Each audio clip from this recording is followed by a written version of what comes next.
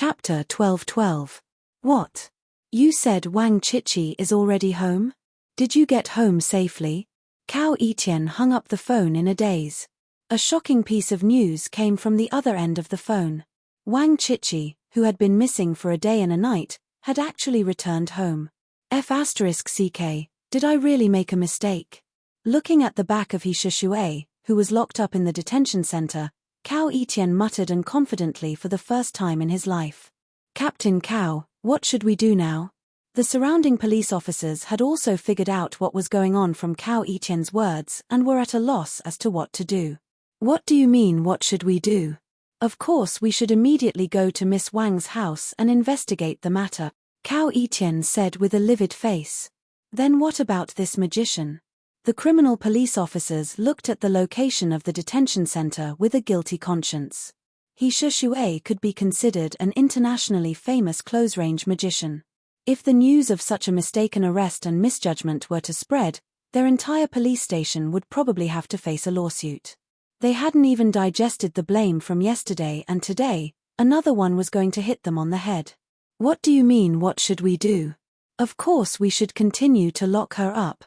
Although Cao Etienne was also very worried, he still forced himself to calm down and said, even if Miss Wang is back, it doesn't mean that this magician is innocent. Maybe Miss Wang escaped from the place she was locked up. Or maybe this magician and the person who kidnapped her are in cahoots, and they both committed the crime together. Before the matter is clear, lock her up in the detention center and don't let her out. Yes. Although these police officers could already see that Cao Etienne was putting on a strong front, they had no choice but to follow the captain's words. If the captain was right, then they didn't arrest the wrong person. If the captain was wrong, then the main responsibility would be on Cao Etienne. They could also take the opportunity to unload the burden and clear the punishment of arresting the wrong person. Chairman Wang, when will Miss Wang come down? We've been waiting for almost an hour. In the hall of the Wang family's villa, Cao Etienne asked Wang Jiao, the CEO of Shunfeng Group, in front of him anxiously. Captain Cao, don't ask me. I don't know when she will come down either. Wang Jiao's face was still filled with indignation and worry. Although my daughter is back, she's not in a good state of mind. She's still resting in her room. Just wait here until she's well rested. Cao Etienne's face darkened when he heard Wang Jiao's unyielding words. If it was an ordinary family, Cao Etienne would have forcibly woken up the sleeping lady. However, the problem was that the person in front of her was the richest man in Shanghai. Not only was he a guest of the big boss of Shanghai, but he also often attended all kinds of meetings with the #1 chief and participated in all kinds of overseas visits. Cao Etienne couldn't afford to offend such a person's influence and identity. Although she had a strong passion for solving cases, she also had a strong passion for promotion. She didn't want her path to promotion to fall into the hands of this big boss. In the end, he waited for almost 3 hours. When Cao Etienne felt like his head was about to explode, he decided that no matter how powerful the Wang family was, he was going to rush up and drag Wang Chichi down. At that moment, the misty finally arrived and slowly walked down the stairs. Sigh. I shouldn't have squeezed her so hard yesterday. I'm trying to make that heartless guy have no energy to harm other women, Chichi thought helplessly as she walked down the stairs. Last night, when she heard Guhan say that he was going to woo other sword ladies and use his love to awaken their memories, Chichi's jealousy rose to her throat. Although she had no choice but to agree to Ji Yuhan's request, she was still very unwilling. She simply used the methods of a woman and asked Ji Yuhan for a total of 7 or 8 times. She tried to use this method to make Ji Yuhan not have the strength to do so that he would not harm the other sword ladies. In the face of such pressure, Ji Yuhan naturally did not refuse. The two of them worked until 4 or 5 o'clock in the morning before they stopped. However, after they stopped, because of Yuan Ku's body, Guhan was still full of energy. However, Chichi, who was just an ordinary person, couldn't take it anymore. She squeezed her legs tightly together and could barely stand up. Under Guhan's escort, she returned to the neighborhood near her home. Then, she followed him back home and fell asleep. She only woke up slowly when the sun was high up in the sky. I heard from my dad that the people from the Public Security Bureau are here. This is a bit troublesome. Gu Han only cared about F*king me last night, but he didn't tell me how to deal with the police. What should I say when the police ask me questions? Chidian was troubled. However, when she walked down the stairs and looked up to see who the police officer sitting on the sofa was, she was so shocked that her mouth almost fell open. Etienne, she's actually a police officer. After spending so much time with the other sword ladies, Chichi naturally recognized that the female police officer sitting on the sofa was Guhan's sword lady, Etienne Sword. She was shocked. She never thought that she would meet the third sword lady in this way. I thought Etienne was either a gambler or a drunkard. I didn't expect her to be a police officer. Chichi thought it was funny when she thought about this. It was hard for her to connect Etienne, who liked to drink, gamble, and lie to children, with the image of a police officer. Forget it.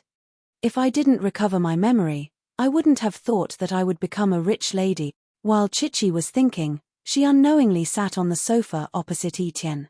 Baby, did you sleep well? Do you want to go back and sleep? Let these police officers wait a little longer so I can treat them to a meal. Wang Jiao looked at her daughter's dazed expression. She thought that her daughter didn't sleep well or that she was traumatized. She immediately said with concern, "Don't. We still have a case to deal with. We don't dare to stay for dinner. Just ask a few questions. It'll be quick," Etienne said before Chichi could speak.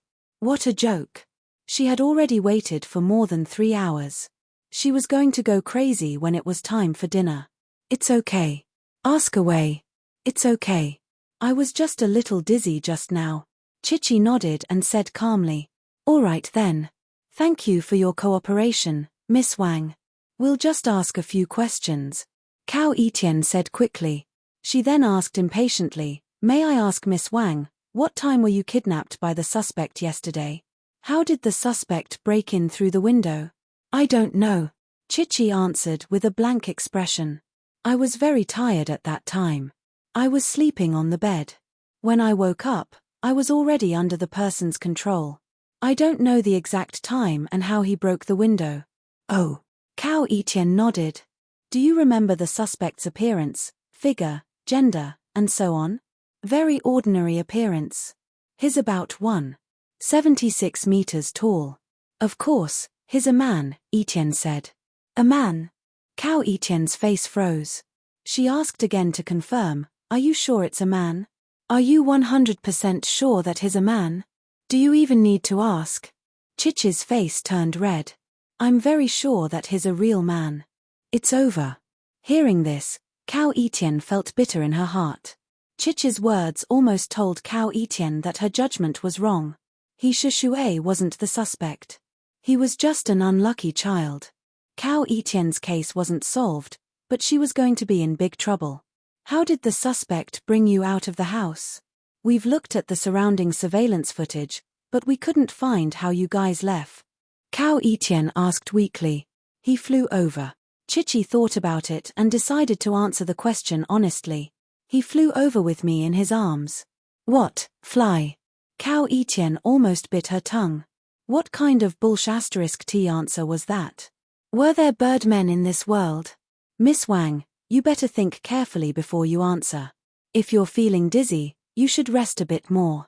Don't give me some random answer," Cao Etienne said with a bitter smile.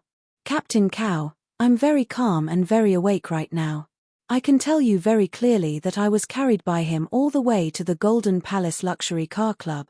Chichi used a very clear voice to confirm again. "How is that possible?" Before Cao Etienne could finish, Wang Jiao coughed and suddenly interrupted, "Officer Cao, you may have been on the front line of the criminal investigation industry, so you don't know much about the recent developments in the technology world.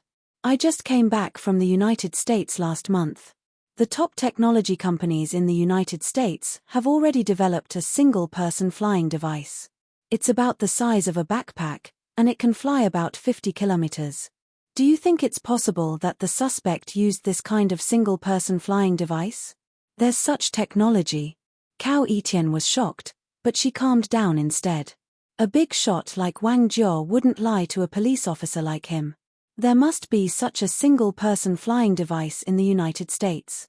Judging from the distance, the Wang family's house was about 40 kilometers away from the Golden Palace Luxury Car Club, which was within the range of a single-person flying device.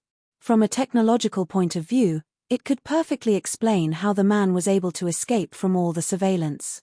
Then Miss Wang, did you see the person carrying a backpack on his back? Cao Etian immediately asked Chichi. Now that you mention it, I remember that he was carrying a backpack on his back.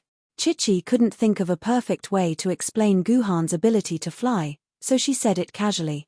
Realizing that everything was within the range of scientific explanation, Cao Etian let out a long sigh of relief. He then asked Chichi about other things, such as the situation at the Golden Palace Luxury Car Club, the car racing situation, and the situation at the shopping mall.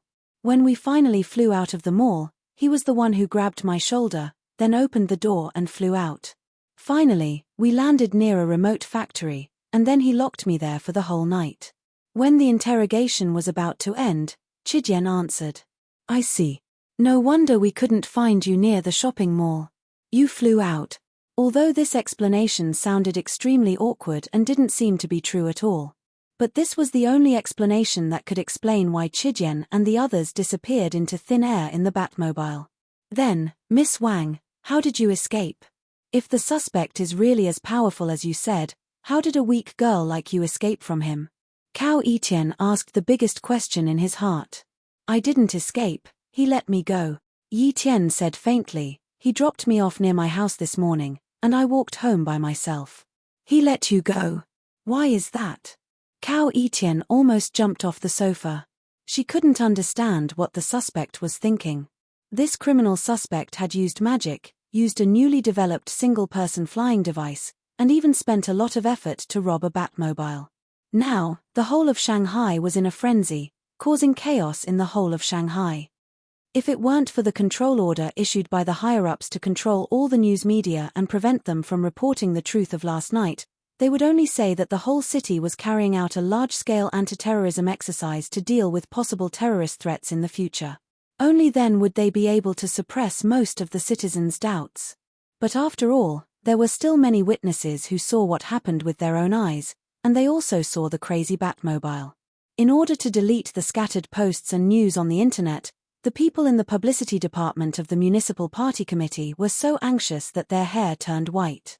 This criminal suspect paid such a high price and made such a big move. He thought that he wanted to capture the daughter of the richest man to ask for a large ransom, but he never expected that the other party would release Wang Chichi in the end. This was simply unreasonable. Miss Chichi, you better tell me the truth. Otherwise, even if you are Miss Wang, I will have to ask you to go to the police station. Cao Etian sorted out her emotions and felt that Wang Chichi might be lying, so she said in a low voice. Officer, please watch your words. What right do you have to bring my daughter to the police station? I will ask my lawyer to contact your director. Don't make things ugly for everyone. Hearing Cao Etian's threat, Wang Jia knocked on the coffee table in front of him meaningfully. Stop knocking. Director Wang, you can't scare me. You know how big this incident is. I heard that the secretary has already smashed 7 or 8 cups. Just the direct leaders of our public security department, 4 of them retired early. If this matter isn't cleared up and the suspect isn't caught, even if you are the richest man in the country, you won't be able to withstand the anger of our secretary. You. Wang Jia was so angry that he wanted to say something, but he shut his mouth when the words were about to come out. As the richest man in Shanghai, he clearly knew how big the impact of this incident was in Shanghai. This officer wasn't lying. If his daughter refused to tell the truth, maybe the big shot would deal with him harshly, just like the rich man with the surname Huang. It's okay. Just say it. It's already happened anyway. Your daughter doesn't think it's embarrassing. Wang Chichi smiled awkwardly, revealing a sad and desperate expression. He said that his net worth is more than 1 billion, and he doesn't care about money. He doesn't care about money? Then what does he want? Cao Etian continued asking. Men like nothing more than money, power, and sex.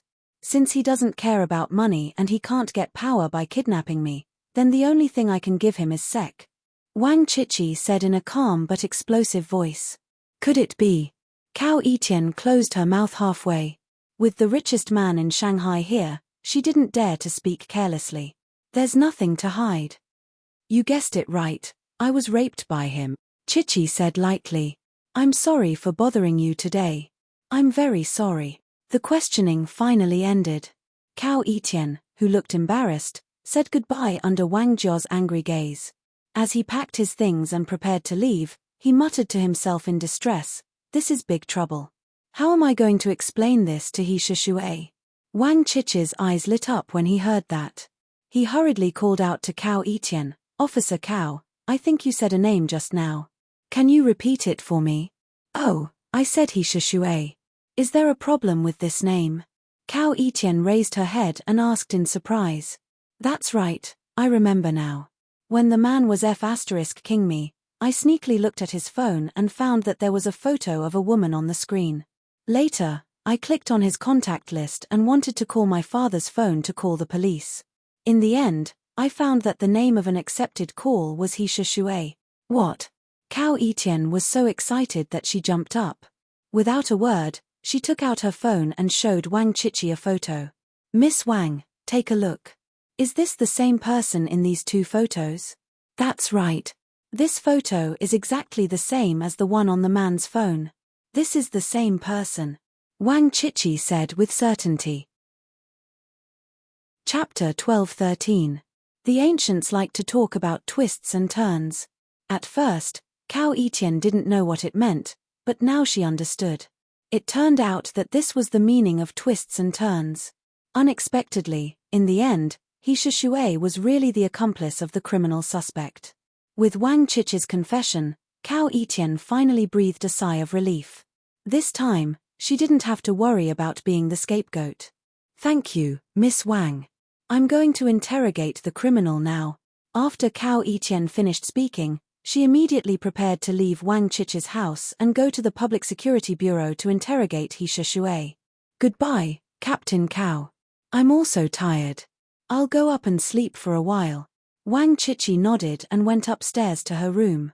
Wang Chichi returned to her room with a tired face, but as soon as the door was closed, Wang Chichi regained her vitality. She took out her mobile phone and couldn't wait to make a call. Hello. What's the matter? Is there a problem? The phone was quickly connected, and Guhan's tired voice came from the other end of the phone. What are you doing now? Wang Chichi asked hurriedly. Didn't I tell you already? I'm currently wandering around the city to see if I can find Yi Tian and the others. Ji Yuhan's voice was indeed very tired. It was probably because the matter of finding them was too depressing for him. Hey, let me ask you. If I help you find them, what reward will you give me?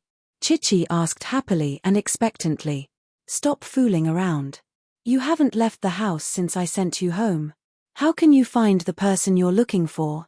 Guhan said with a face full of disbelief. Temph, don't look down on me. I'm the kind of woman who knows everything in the world without going out. To tell you the truth, I didn't just find one sister now. I found two sisters. Chichi said proudly and proudly, let me tell you, if you don't give me a satisfactory reward this time, I'll let you find them alone. I won't say a word. Really? Guhan paused for a moment, then put away his joking tone. Then tell me, what kind of reward do you want? All right, I want you to promise me that after we leave this illusionary realm, you must stay away from Etienne, Juzi, Shishui, Zhuxian, Juexian. That's right, and Shenyuan. That's right, and the two future sword maidens of the celestial sword tier, you must stay far away from them. You're not allowed to have any ill intentions towards them. Yi Tian spoke loudly.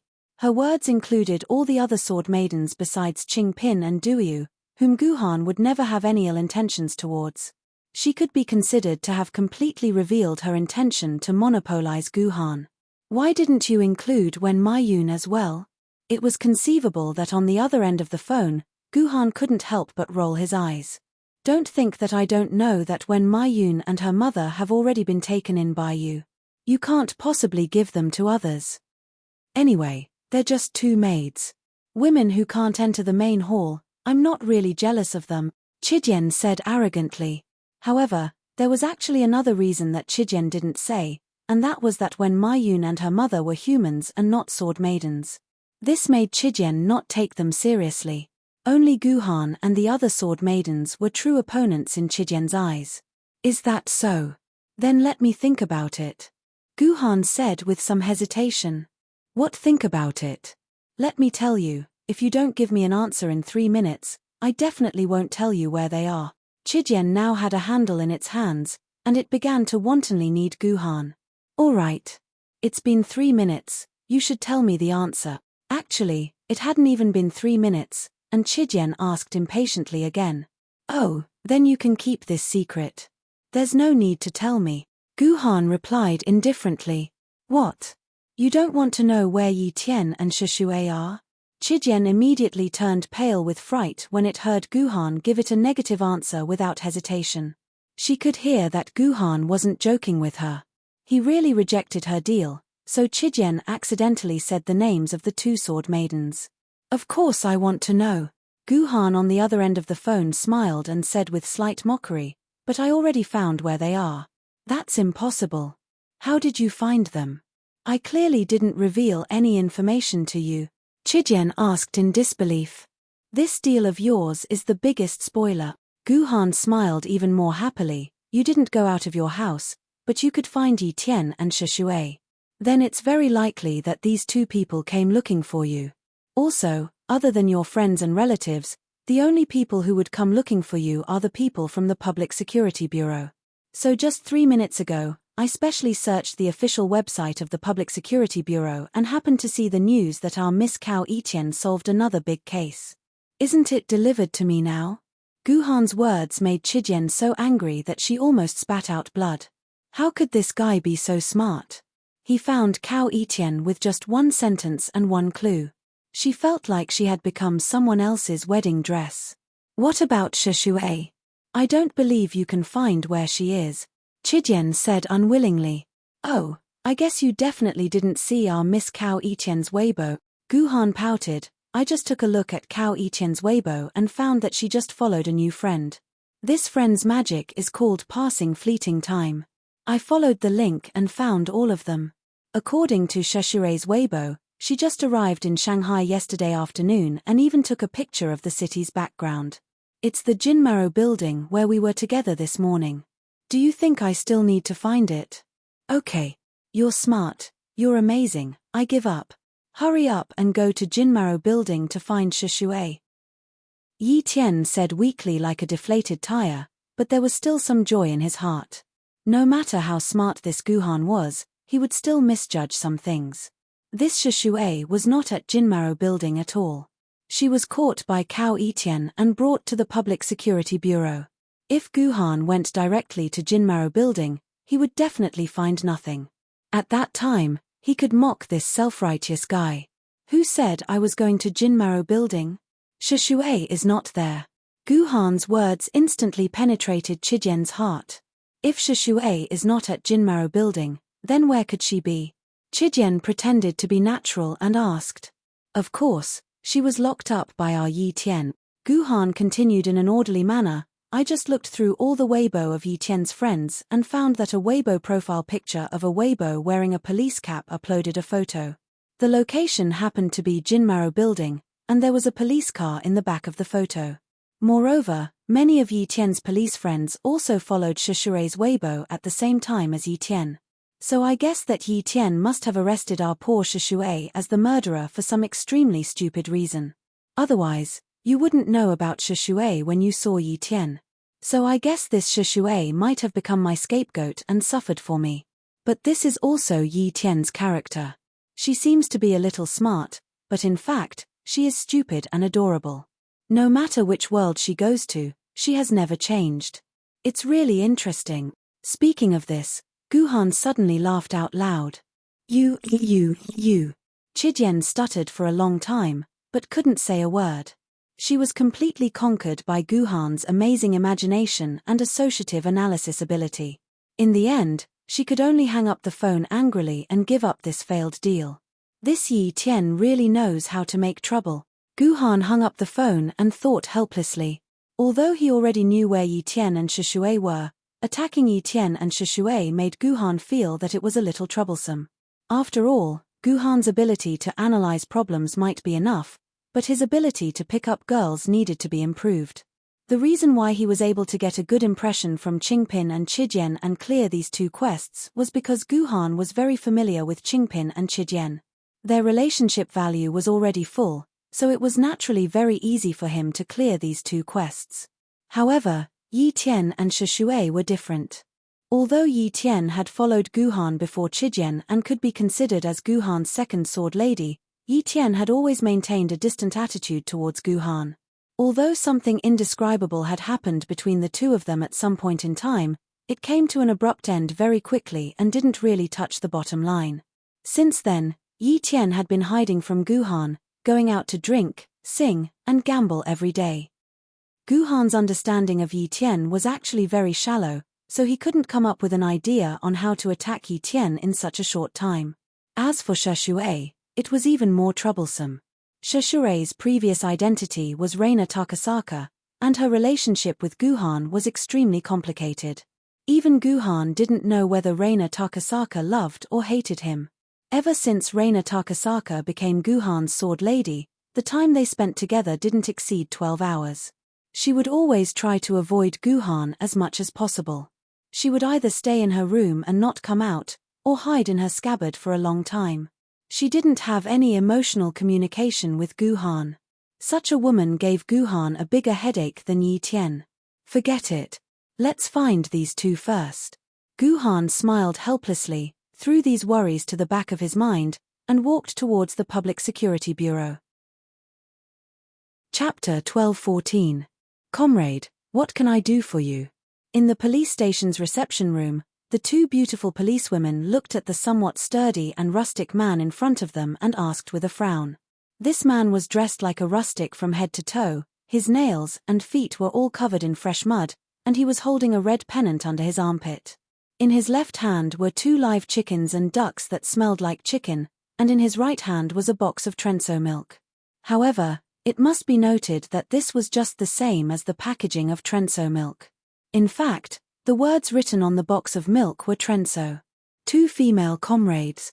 I am Jiyu Zhongwo, a villager from Fuqiao town, the rustic farmer nervously said. Wasn't our case solved by Captain Cow? I'm here to thank Captain Cow. Oh. So you're from Fuqiao town. The two beautiful policewomen suddenly realized. A while ago, a big case happened in Fuqiao town. It was a serial murder case. 4 or 5 people were killed in Fuqiao town one after another. At that time, the entire Fuqiao town was in a state of panic. More than half of the villagers fled to the city, which created a very bad influence. In the city, all kinds of rumors were rampant. Later, this difficult case fell into the hands of Captain Cow. Captain Cow organized a capable police force to work for 3 days and 3 nights without rest, successfully solving the case and arresting the criminal suspect. This also became a great credit to the team. He was personally praised by Shanghai's secretary. Now, the news was still on the front page of the Public Security Bureau's website. Yes. The farmer nodded again and again. The Dead Man's Street is right next to my house. I couldn't even sleep for a few days. Thanks to Captain Cow, we can sleep peacefully. Therefore, I deliberately got 2 chickens and ducks, bought a box of milk, and made a pennant to give to Captain Cow. 2 female comrades, please do me a favor and tell me where Captain Cow is. How about this, you leave it in Captain Cow's office. Later on, you can tell Captain Cow that you've sent your regards. When the 2 beautiful policewomen heard that he was here to deliver a silk banner, their faces immediately lit up. After all, this was a good thing. No, I must personally thank Captain Cow. 2 female comrades, please tell me where I can see Captain Cow. The farmer said stubbornly. This farmer brother, it's not that we don't want to tell you, it's just that Captain Cow is currently investigating a case. According to the rules, she can't see any guests right now. This is the rule of our bureau. We can't help you make an exception, the 2 beautiful policewomen earnestly said. All right, then I can wait. I'll sit here for a while. I'll wait for Captain Cow to finish her interrogation before I see her again, okay? The farmer was still stubborn. That's fine, but according to Captain Cow's habits, I'm afraid she will work overtime until midnight. The two policewomen said awkwardly. Then I'll wait too. I don't care even if I have to wait until tomorrow morning. I'm a farmer. I have plenty of energy. One night is nothing. Seeing that the farmer was so enthusiastic, the two policewomen found it hard to refuse. They could only pour him a cup of boiled water and let him wait in the reception room. I say, two female comrades, is Captain Cow interrogating a case in this interrogation room? The farmer was probably bored sitting there. He got up and walked around in the reception room. As a result, he found that there were diagrams of the various departments of the Public Security Bureau hanging on the wall. So, he pointed to the name of the interrogation room marked on the diagram and asked. No, this is usually the interrogation room for small cases. This time, it's a big case. It's being interrogated in the detention room behind our bureau. A policeman subconsciously replied. Hee. I don't understand, it's so complicated. The farmer shook his head with a little doubt. Then, he sat back on the chair. Seeing the farmer's attitude, the two policewomen didn't have the slightest doubt. They felt that this was a matter of course. Time passed by, and soon, it was lunchtime. Although the two policewomen repeatedly invited the farmer to eat in the canteen of the Public Security Bureau, the farmer took out 2 or 3 steamed buns and a pot of tea from his pocket and strongly refused the invitation of the two policewomen. The two policewomen were helpless. They could only carry the rice bowl to the canteen to get some food, leaving the farmer in the reception room. He's just an honest and lovely farmer. It's impossible for him to cause any trouble. This was the thought of the two policewomen when they left. As a result, when the two policewomen left, the seemingly honest farmer immediately stood up. He took off his plain clothes, and at the same time, a light flashed in his hand. A set of green formal police uniform was directly put on his body. At this time, it was lunchtime. Most of the police were concentrated in the canteen. There were very few police in the Public Security Bureau building. So, Guhan passed through most of the Public Security Bureau unimpeded and entered the detention room behind the Public Security Bureau. At this time, a policeman walked over with a large bag of various lunchboxes. Little Shoe, bring food to Captain Cow. Guhan's eyes were bright. He saw the badge on the policeman's body from a distance. His name was written on it, so Guhan went up and asked with enthusiasm and familiarity. Captain Cow is in the midst of a surprise interrogation. He won't go to the canteen to eat, so I can only bring it here. The policeman answered directly without thinking. But when he got closer to take a look, he felt that something was wrong. He asked curiously, Brother, are you new here? Why haven't I seen you before? Oh, my friend is inside. I'm here to save her. Guhan replied with a smile. Save? The policeman immediately felt that something was wrong. His right hand instinctively reached for his waist. But how could his speed compare to Guhan's? Before he could reach the gun at his waist, he was directly hit on the back of the head by Guhan. The policeman's eyes rolled back and he fainted. The lunchbox in his hand naturally fell to the ground. But Guhan's eyes were sharp and his hands were quick. He gently grabbed the lunchboxes that were about to fall to the ground and saved them. Then, he conveniently put the policeman's gun on his waist. Carrying a large bag of lunchboxes, Guhan swaggered to the detention room. The policeman standing guard in the detention room saw Guhan, who was wearing a police uniform and a police hat, walking over with a large bag of lunchboxes. They didn't suspect anything at all. They didn't even bother to look at his face and just let him pass. Guhan released a stream of sword energy and stuck it on the wall. Through the vibration of the wall, he could determine whether there was anyone moving inside the wall, whether there was anyone talking, and how many people were talking. Soon, Guhan found that the room with the third interrogation room sign was the noisiest. So, he gently knocked on the door and imitated Officer Shu's voice. Captain Cow, I brought your lunch. Come in. The door isn't locked. A familiar voice came from the room. It made Guhan's heart palpitate. That's right, this is Etienne's voice. When Guhan pushed the door open and entered, he found a total of 3 people sitting in the interrogation room. Among them, Cao Etienne and 2 other policemen were sitting in front of a table. Shui was restrained on an interrogation chair. She didn't even change out of her detention uniform. She was wearing the clothes she was wearing when she was arrested. Obviously, this interrogation was carried out very quickly and in a hurry. "Captain, let's eat. The food is getting cold." Guhan continued to imitate Officer Shu's voice. "All right, put the food aside. We'll talk after the interrogation is over," Cao Etienne said without turning his head.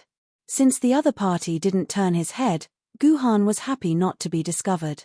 He just stood behind Cao Etienne and admired Officer Cao's interrogation. "I say, he Shui, how long are you going to quibble? If you tell us where your accomplice is now, I can still consider it as you voluntarily surrendered. This way, you don't have to be locked up for 8 to 10 years.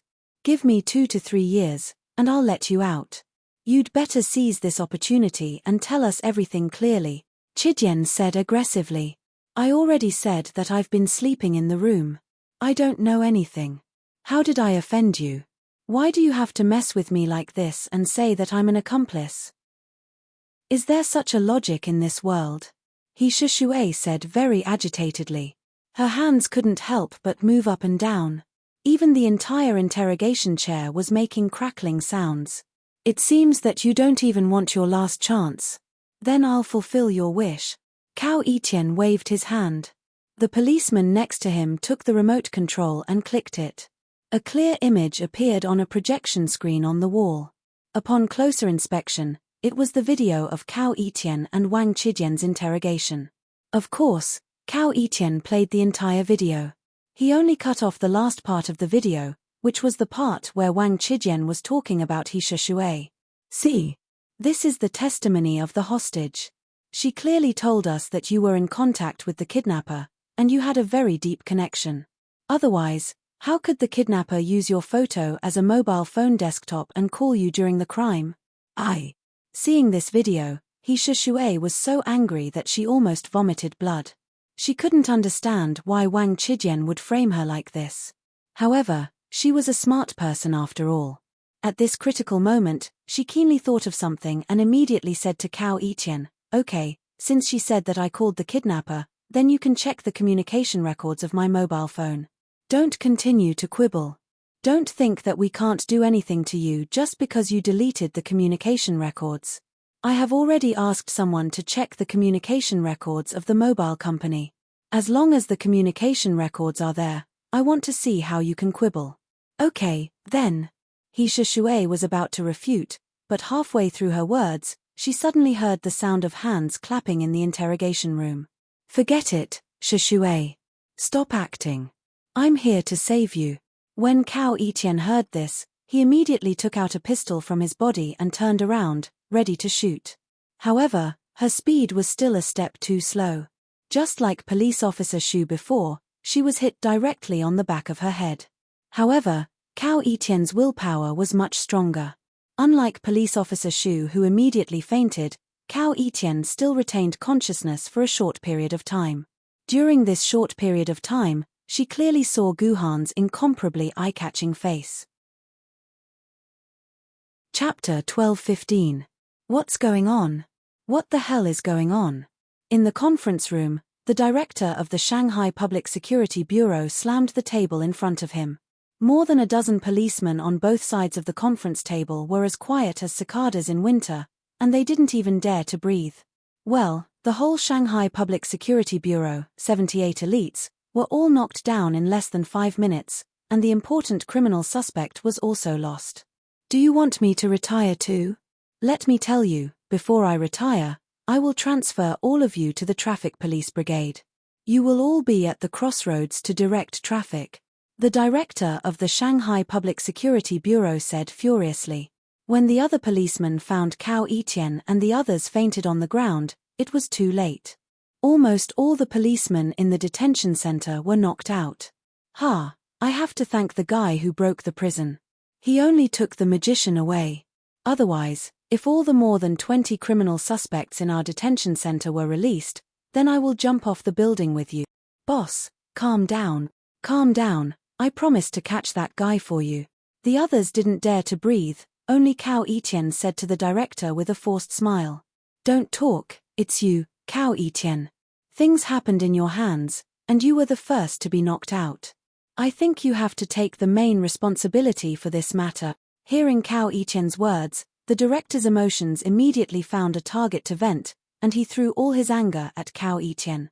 No, director, I was concentrating on the case at that time. How could I know that someone would be so bold? Cao Etienne's face changed, and he quickly defended himself. Humph. The director snorted. Well, then you are useless. The most important thing now is to find that bold guy for me.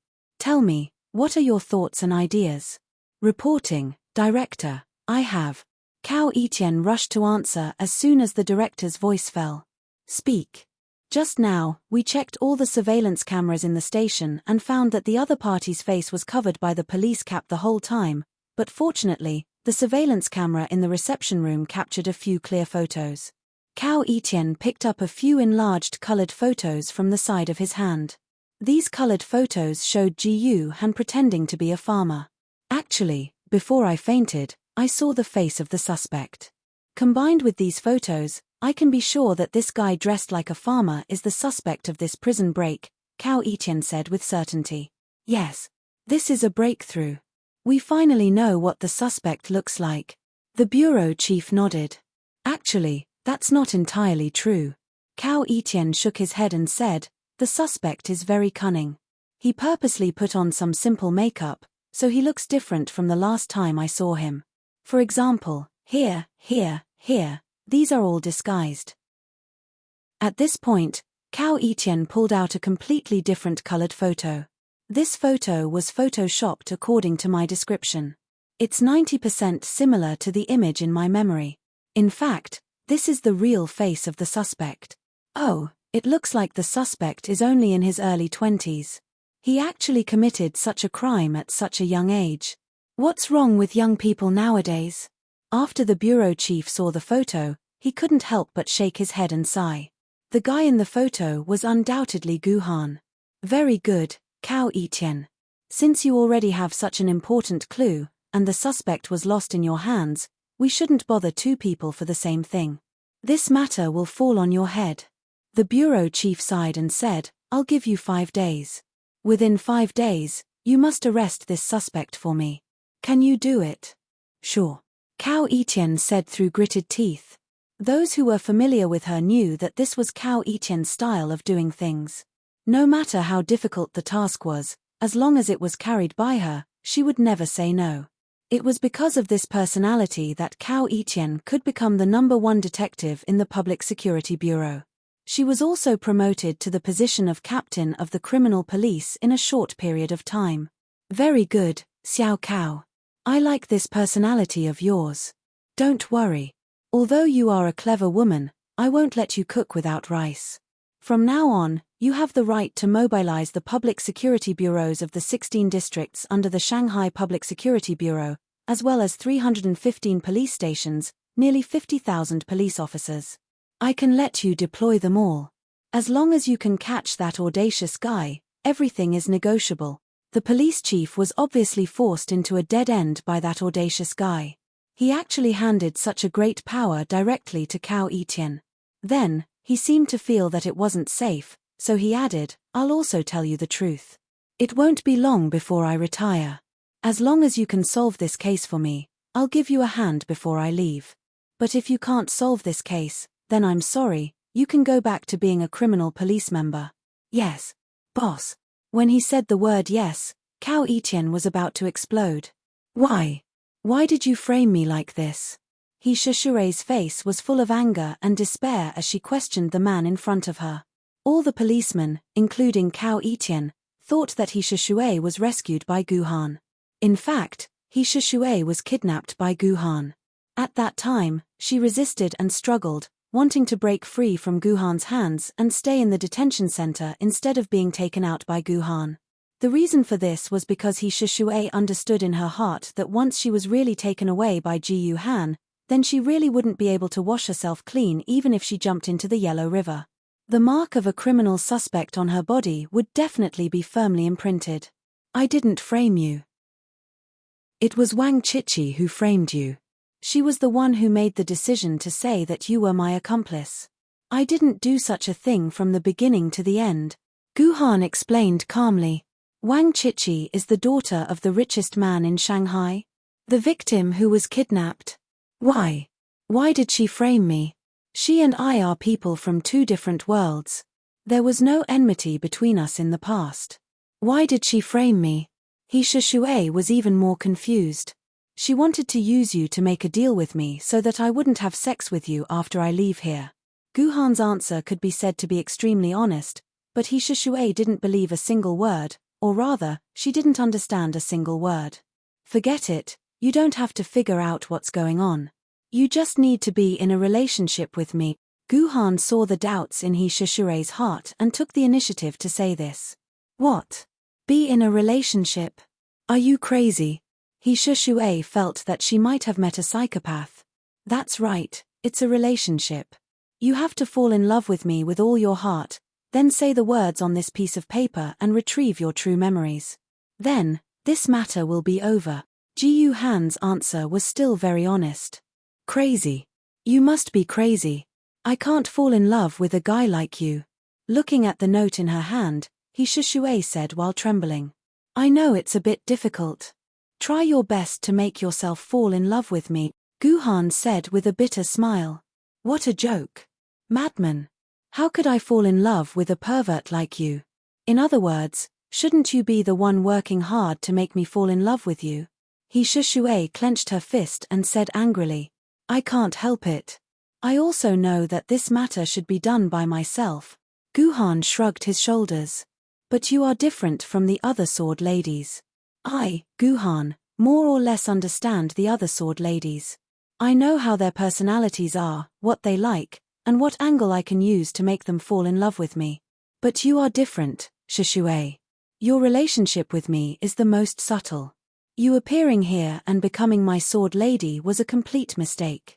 From the beginning to the end, I never wanted you to become my sword lady.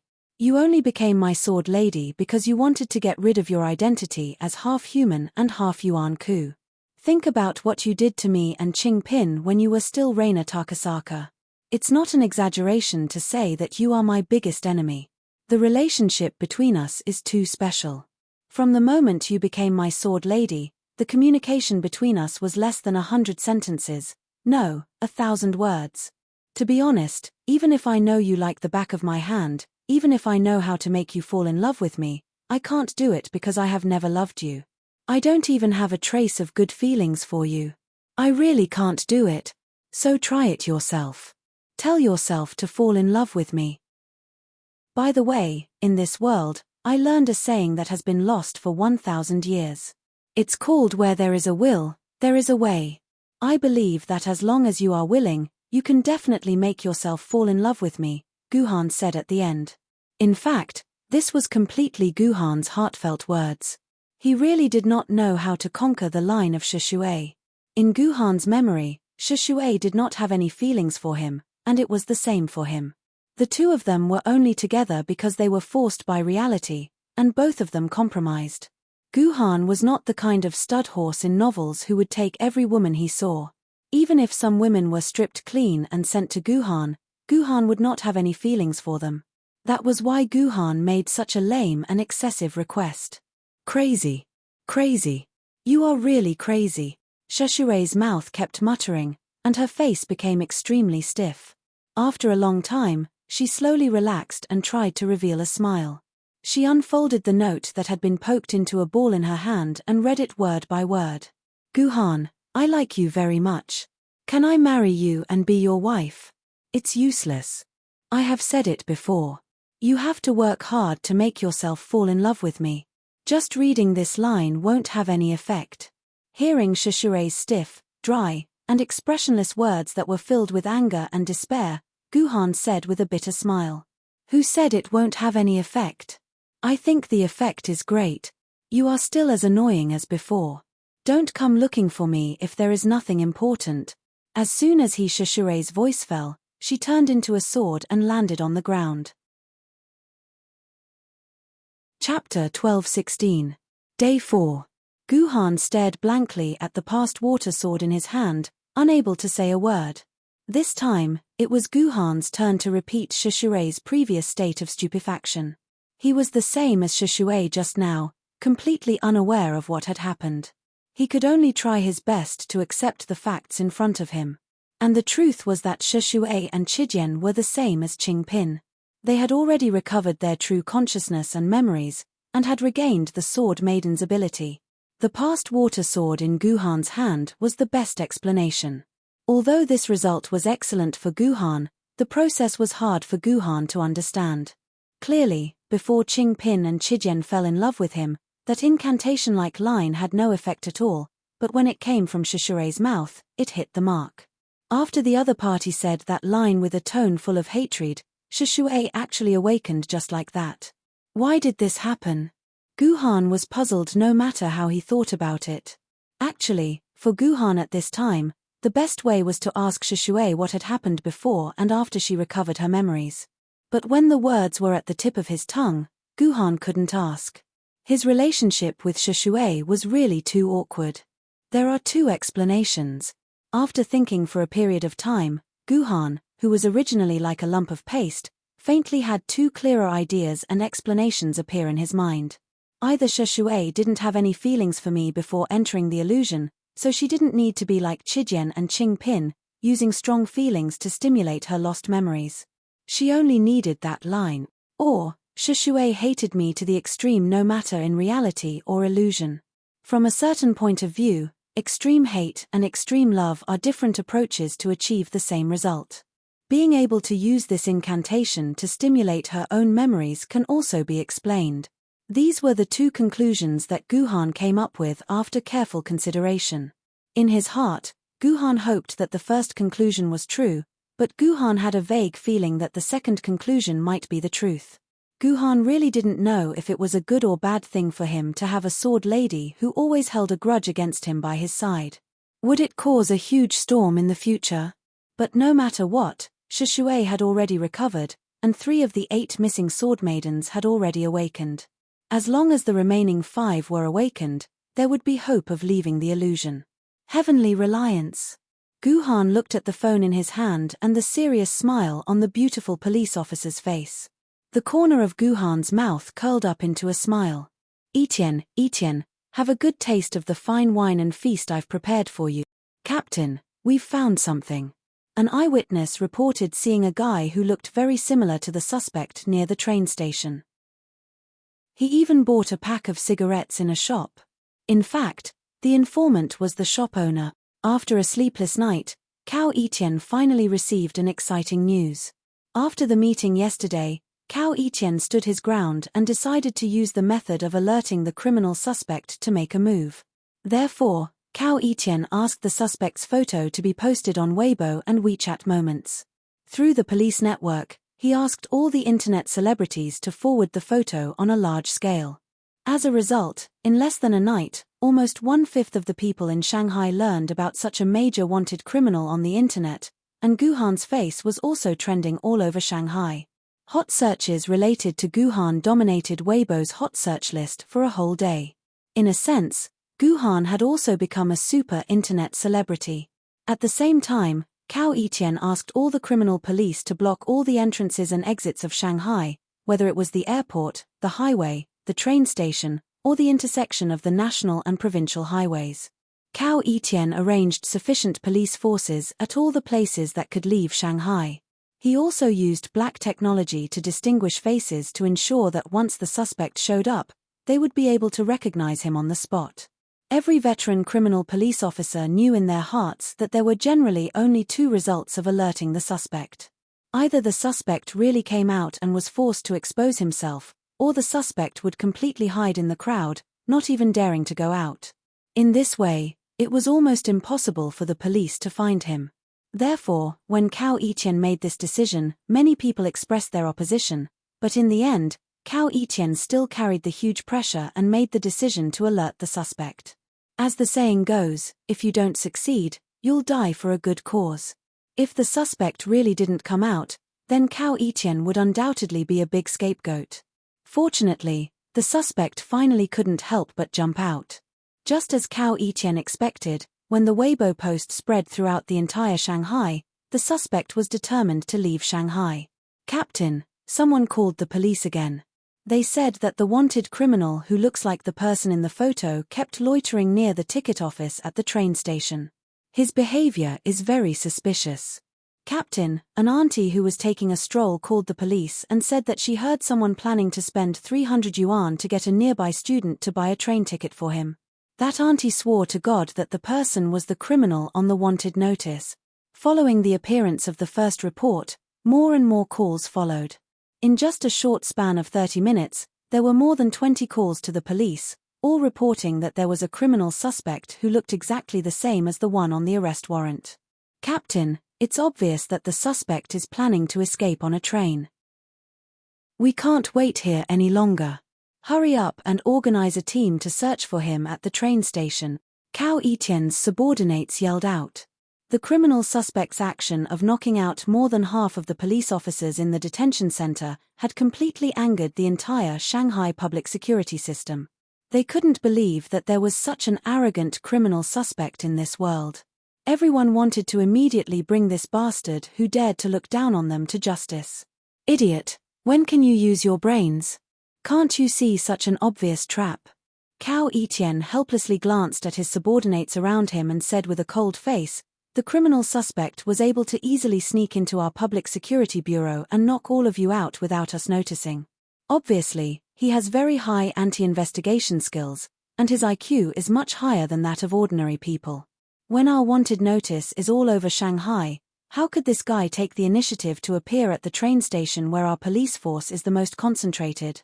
Besides, even if he really wanted to escape by train, he would definitely disguise himself and make himself look completely different from the person in the photo. He would also try his best to cover all of his tracks. He might buy cigarettes, eat, or even ask a college student to buy a train ticket for him on the street. So I can conclude that it's just a trap. It's a shallow trick to lure the tiger away from the mountain. He deliberately exposed his whereabouts so that we could mobilize all our main forces to the train station. Then, he would use other methods to leave Shanghai. When Cao Etienne finished speaking, the criminal police officers were so ashamed that they could not even lift their heads. Yes, Cao Etienne was right. How could a criminal suspect who had turned the entire Shanghai upside down make such a stupid mistake? This must be a trick to lure the tiger away from the mountain. There was no mistake about it. Captain Cao, we understand. We will continue to guard all the intersections. We won't be disturbed by the other party's trick, the criminal police said one after another. No. Unexpectedly, Cao Etienne waved his hand and showed a faint smile. Since he has spent so much effort to set up such a trap for us, we can't let his efforts go to waste. Xiao Shu, Xiao Chen, Xiao Jin, the three of you will transfer 1,000 police officers from the 32 police stations around the train station and set up an inescapable net for me at the train station. Everyone has to be questioned carefully. Whether it's your aura or your actions, the bigger the better. Do you understand? Captain, what do you mean by this? Didn't you say that it was just a trick set up by the criminal suspect to lure the tiger away from the mountain? Why do we have to go to the train station with such great fanfare? After hearing Cao Etienne's order, the other criminal police officers asked in confusion. That's why I said you guys are stupid. Do you still need me to explain it to you? Cao Etienne rubbed his forehead helplessly. If the criminal didn't see us searching the train station with great fanfare, and I saw that we fell into his trap, how could he jump out from somewhere else and escape? I haven't finished my order. Whether it's the airport, the port, or the highway, half of the police officers in those places are to pretend to go to the train station. In fact, change out of your police uniform and hide in a hidden place nearby. If my guess is right, the criminal will make his move soon. Yes. Understood. After hearing Cao Etienne's explanation, all the criminal police officers came to a sudden realization and began to act according to Cao Etienne's order. Soon, the entire police force in Shanghai began to be mobilized frantically. The citizens around the train station suddenly found that teams of police officers in police uniforms were gathering around the train station from all directions and began to carry out strict inspections and searches. This made the citizens speculate that they had received an alert of a terrorist attack. I want to see just who exactly this phishing trick of Jiang Taigong will be able to hook up. Seeing the icons on the computer in the command room that marked the deployment of each police force, Cao Yiqian clenched his fist and said. Chapter 12:17. Captain, this is the latest alarm record we received from the key surveillance area, when thousands of police officers from the Public Security Bureau were deployed to the train station. Cao Yiqian, who was in the command room, did not stay idle. She turned a large area near Shanghai into a key surveillance area, and then requested that all anomalies and alarms in the key surveillance area be reported to her, and she and her subordinates would sort through and identify these alarms. Cao Yiqian had a feeling that the clues were hidden in these alarms. Captain, look, I think this alarm is a bit strange. A criminal police officer who was combing through the alarm records suddenly said. What strange alarm? Cao Yiqian asked impatiently. A driver who was parked near the Shanghai-Nanjing highway called the police and said that his license plate was lost, and someone left a note on the window, asking him to transfer 200 yuan to a WeChat account to return his license plate, Cao Yiqian's subordinate reported. It's just a police report for stealing a license plate, what's so strange about that? Cao Yiqian said with a frown. It's like this, in the past, when a license plate was stolen, it was usually in the morning, and all the license plates were stolen at night. There were very few cases of license plates being stolen during the day. But this one reported that his license plate was stolen during the day, and he was driving his car 2 hours ago, the criminal police officer said. You're saying that this license plate was stolen by the suspect? He stole the license plate to change the license plate of his car? The muscles on Cao Yiqian's face twitched. Yes, Captain, I'm guessing that the suspect must have wanted to leave Shanghai via the highway, but he was afraid that the license plate would expose his true identity, so he stole a license plate to disguise his car. In order to make it look like the license plate was stolen by a thief, he purposely wrote a blackmail note, so that we would think that this was an ordinary case of theft and blackmail. The criminal police officer analyzed. But what's the point of stealing a license plate? Cao Yiqian frowned and thought for a long time, then suddenly said excitedly, Find out the information about this stolen car immediately. Quick. Yes, Captain. I found it. This is a large white Honda SUV with a Nanjing license plate, and it's currently 3.5 years old. The insurance is very complete, and the violation records and maintenance records are also very complete. It's a vehicle with no abnormalities. The criminal police officer quickly found the SUV's information. A large SUV with a Nanjing license plate. Cao Yiqian seemed to have grasped something. He clenched his fists and said, This information is very important. There are probably less than 1,000 large SUVs with Nanjing license plates in the entire Shanghai. It's like looking for a needle in a haystack. The license plate of this car was not stolen at random. The suspect deliberately chose a vehicle with a foreign license plate. But what does a car with a foreign license plate represent? Don't tell me that when a car with a license plate leaves the highway, we don't check the people inside the car? The police officer was puzzled. No, there must be a very special reason for this. The suspect wouldn't have chosen this car without a reason. Cao Yiqian's eyes didn't move at all. His eyelids didn't even blink. It was obvious that he was deep in thought. But no matter how Cao Yiqian thought about it, he couldn't think of any use for a foreign car's license plate to a criminal. What didn't I think of? What abnormality did I miss? The more Cao Yiqian thought about it, the more pain she felt. Finally, she grabbed a strand of her hair and pulled it out to vent the confusion in her heart. But thanks to this hair, when this hair was pulled out, a strong pain stimulated Cao Yiqian's brain, making her think of something. She immediately rushed to the podium and ordered the police officers around her, Connect me to the traffic police department. Connect me to all the traffic accidents that happened in Shanghai today, especially the accidents related to the white Honda SUV. Yes, Captain. The criminal police officers acted quickly and soon got the information Cao Yiqian needed through the traffic police department's database.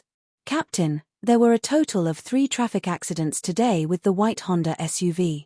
One of them hit a Porsche when it was parked. The 2 owners are still quarreling in the traffic police department. Another hit an 80-year-old man. The old man is still in the hospital. The owner has been controlled by the traffic police department. The last car collided with a large transport vehicle, but fortunately, only the front of the white SUV was smashed. The driver inside is fine. Which one is it? Which one is the problem here? Cao Etienne thought about these 3 traffic accidents, her expression constantly changing. Suddenly, she seemed to think of something and immediately asked, "What about these 3 cars? Where are they now?" The first car is now parked in the traffic police department, the second car is parked in the hospital, and the third car has been towed by a tow truck for repair, the criminal police officer said. In other words, the first and second cars have stopped in their positions and are not moving. Only the third car is moving? Cao Etienne's expression brightened. She felt that she had vaguely grasped the whole situation and seemed to have guessed the tricks that the cunning criminal suspect was trying to use. "Tell me the information about the third car now. Quick." Cao Etienne said anxiously. "Captain, this is a large white Honda SUV with a local license plate. It's 4 years old, but the owner of this car is a sailor who specializes in shipping. Usually, this car only has a record of violations on holidays. The rest of the time, it should be parked at home," the criminal police officer immediately replied.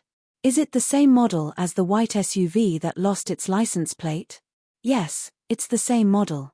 "Then, can you check for me now and see if the insurance company of this car sent a tow truck to take it away?" "Isn't that a waste of time?"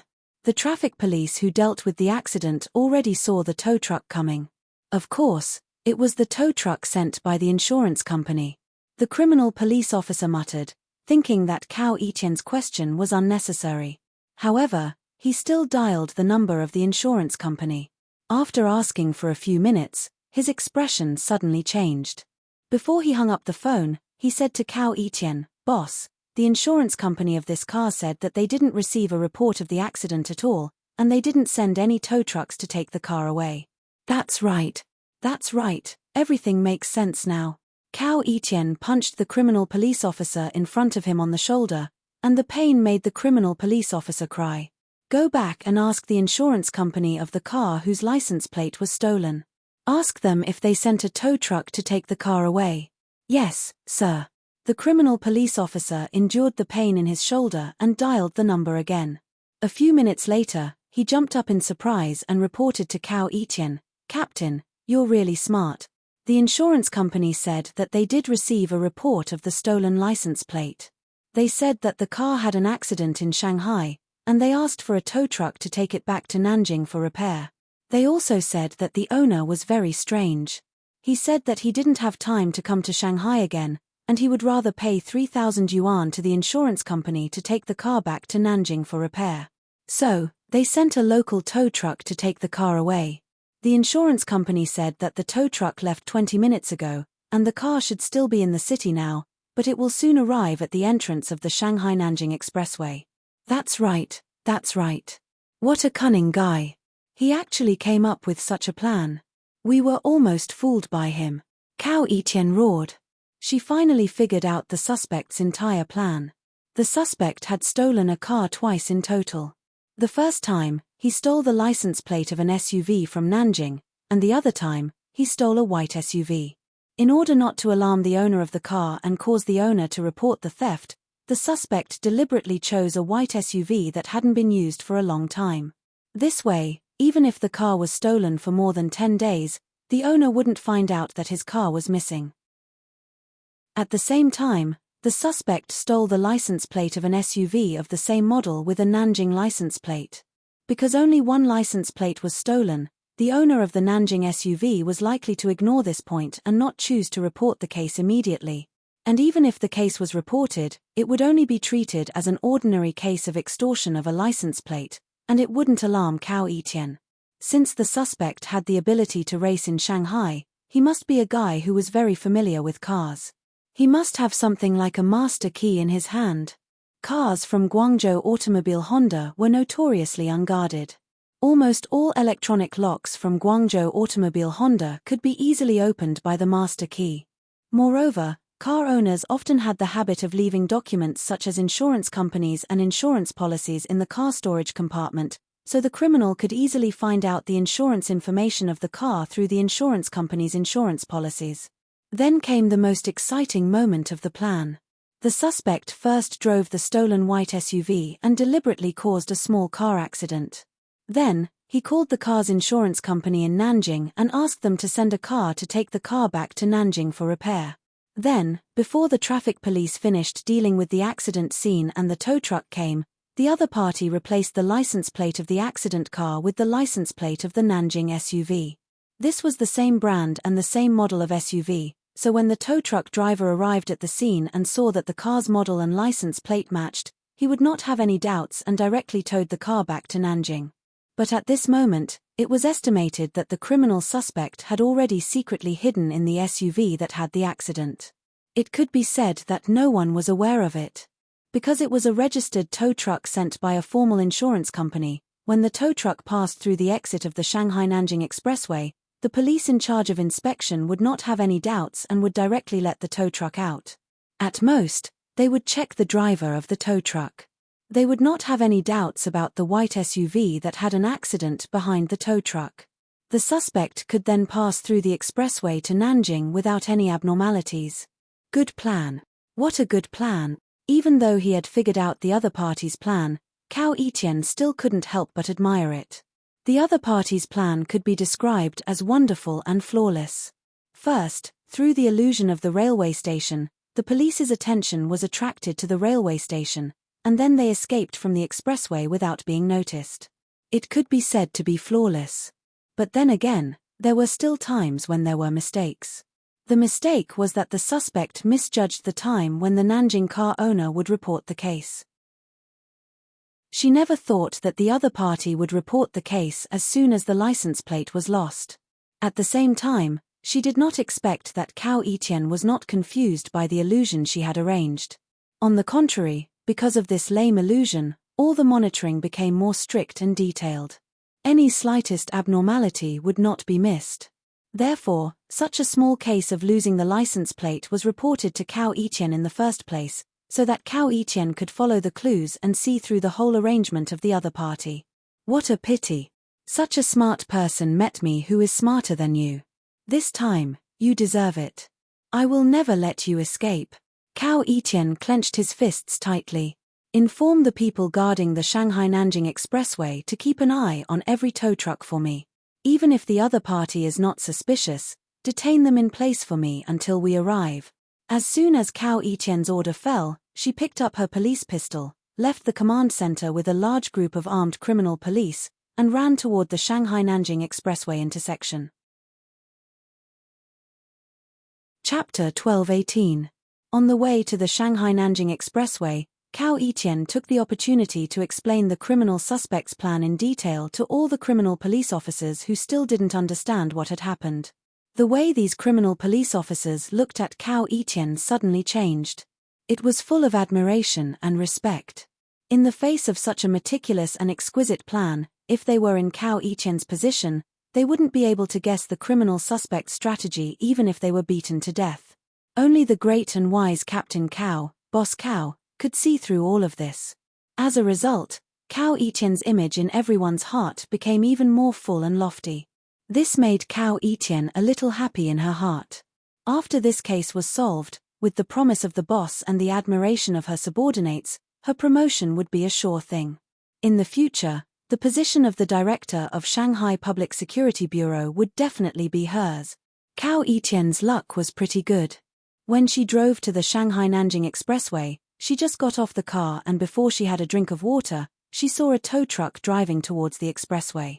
Behind the tow truck was a large white SUV. It's this car. Stop it. Cao Etienne shouted excitedly, and the surrounding police cars immediately rushed forward with their sirens blaring, surrounding the trailer. Police comrade? What's wrong? I'm a good person. I didn't drink. What are you doing? Seeing so many police cars surrounding them, the tow truck driver was so scared that his legs went soft. He climbed out of the car while trembling. Let me ask you, where are you driving this tow truck to? Cao Etienne ran up quickly and asked. It's Nanjing. I want to send this accident car to Nanjing. The tow truck driver said intermittently. Is it the car with the license plate number, Su XXXX? Cao Etian asked again. Yes. It's this car. The tow truck driver said. Very good, then it's right. Do it. Cao Etian ordered. The surrounding police officers took out their pistols at the same time and all aimed at the white SUV behind the tow truck. Looking at the dozens of black muzzles around him, the tow truck driver, who had never seen a real gun in his life, had never seen such a scene. He was so scared that his legs went soft and he fell to the ground. Humph. Come out. Even though I don't know your name, and even though you're cunning enough, you still can't escape from the net of justice. You can't escape from my, Cao Etien's, eyes. You shouldn't have shown off in front of me. Cao Etian walked to the side of the white SUV and said loudly, you better come out now. Otherwise, when I pull you out, you won't even have the chance to turn yourself in. Come out. Come out. The surrounding criminal police officers followed closely behind Cao Etien's roar. Their voices were so loud that it shook the sky. It was like a bolt from the blue, scaring 2 to 3 cars that were passing by and almost causing them to drift in the direction of the highway entrance. Go. After waiting for a minute, there was no response from the white SUV. Cao Etian had completely lost his patience. With an order, all the police officers around him rushed forward. Captain, there's no one in the driver's seat or the back seat. Captain, there's no one in the trunk. Captain, there is no one hiding in the bottom of the car. Captain, we've searched the entire tow truck, there's no one. However, a scene that made Cao Etian vomit blood happened. Her subordinates all reported to Cao Etian that there was no trace of the suspect. Cao Etian, who did not believe it, went up to search herself. Of course, the result was the same. Cao Etian also found nothing. Damn it. Am I thinking too much? This is just a simple matter. Don't tell me there's no scheme involved. Cao Etian could not help but start to doubt her own judgment. At the same time, the other criminal police officers looked at Cao Etian differently. Cao Etian could faintly feel a trace of contempt and mockery. This made Cao Etian even angrier and crazier. She could not stand this kind of mocking atmosphere, and she could not stand this kind of mockery coming from her subordinates. Cao Etian really wanted to get angry at these subordinates, but Cao Etian could not find any reason. All the judgment was made by herself. Who could Cao Etian put the blame on? With so many emotions stuffed into Cao Etian's head, she felt like she was about to explode. In the end, she grabbed the driver on the ground. After taking a few long deep breaths, she tried to show an extremely ugly smile and asked the driver, let me ask you, who was the person who asked you to tow this car away? Is it the person in the photo? Cao Etian put the photo of Guhan in front of the driver and asked. It's not him. It's not him. It's a woman. The driver immediately replied. Woman? Is it this woman?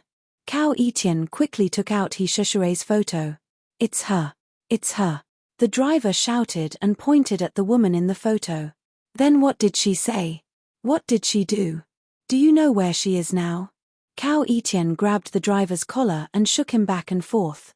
The surrounding criminal police officers were so scared that they rushed forward to stop Cao Etian's somewhat excessive behavior.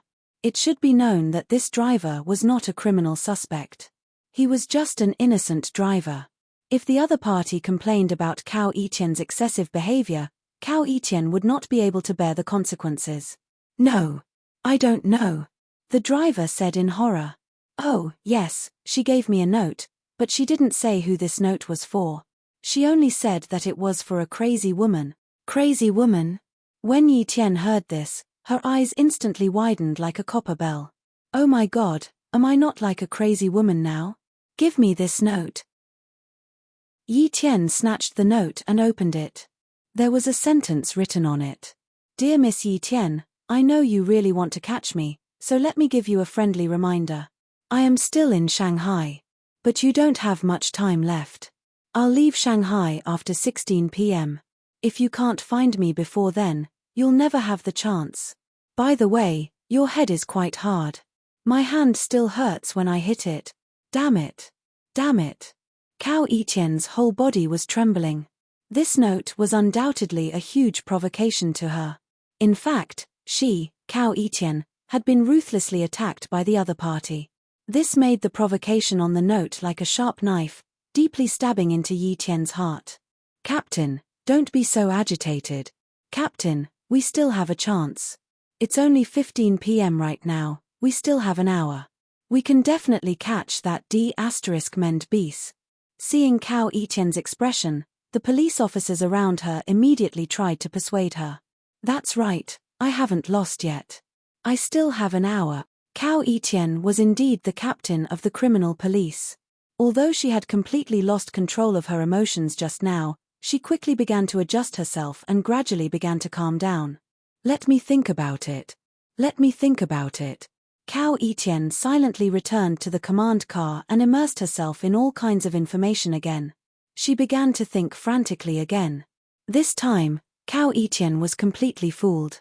Whether it was the SUV or the license plate, they seemed to be deliberately made by the other party to play with her.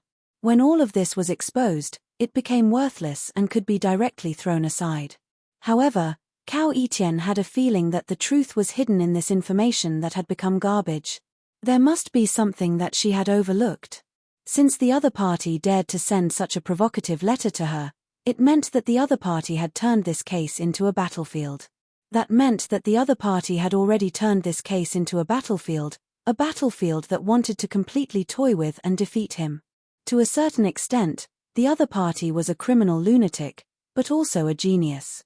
And for a guy who had both the attributes of a madman and a genius, the other party would never set up a one-sided situation.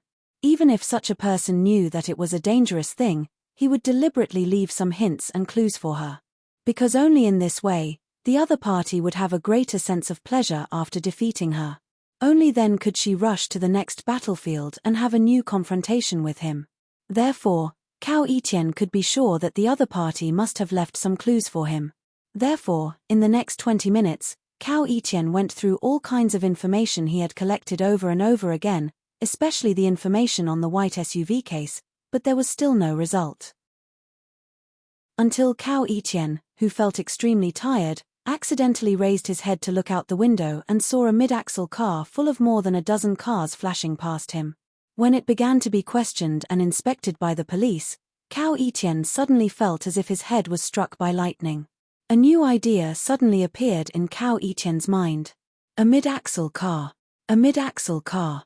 Cao Etienne rummaged around and finally found the information he wanted.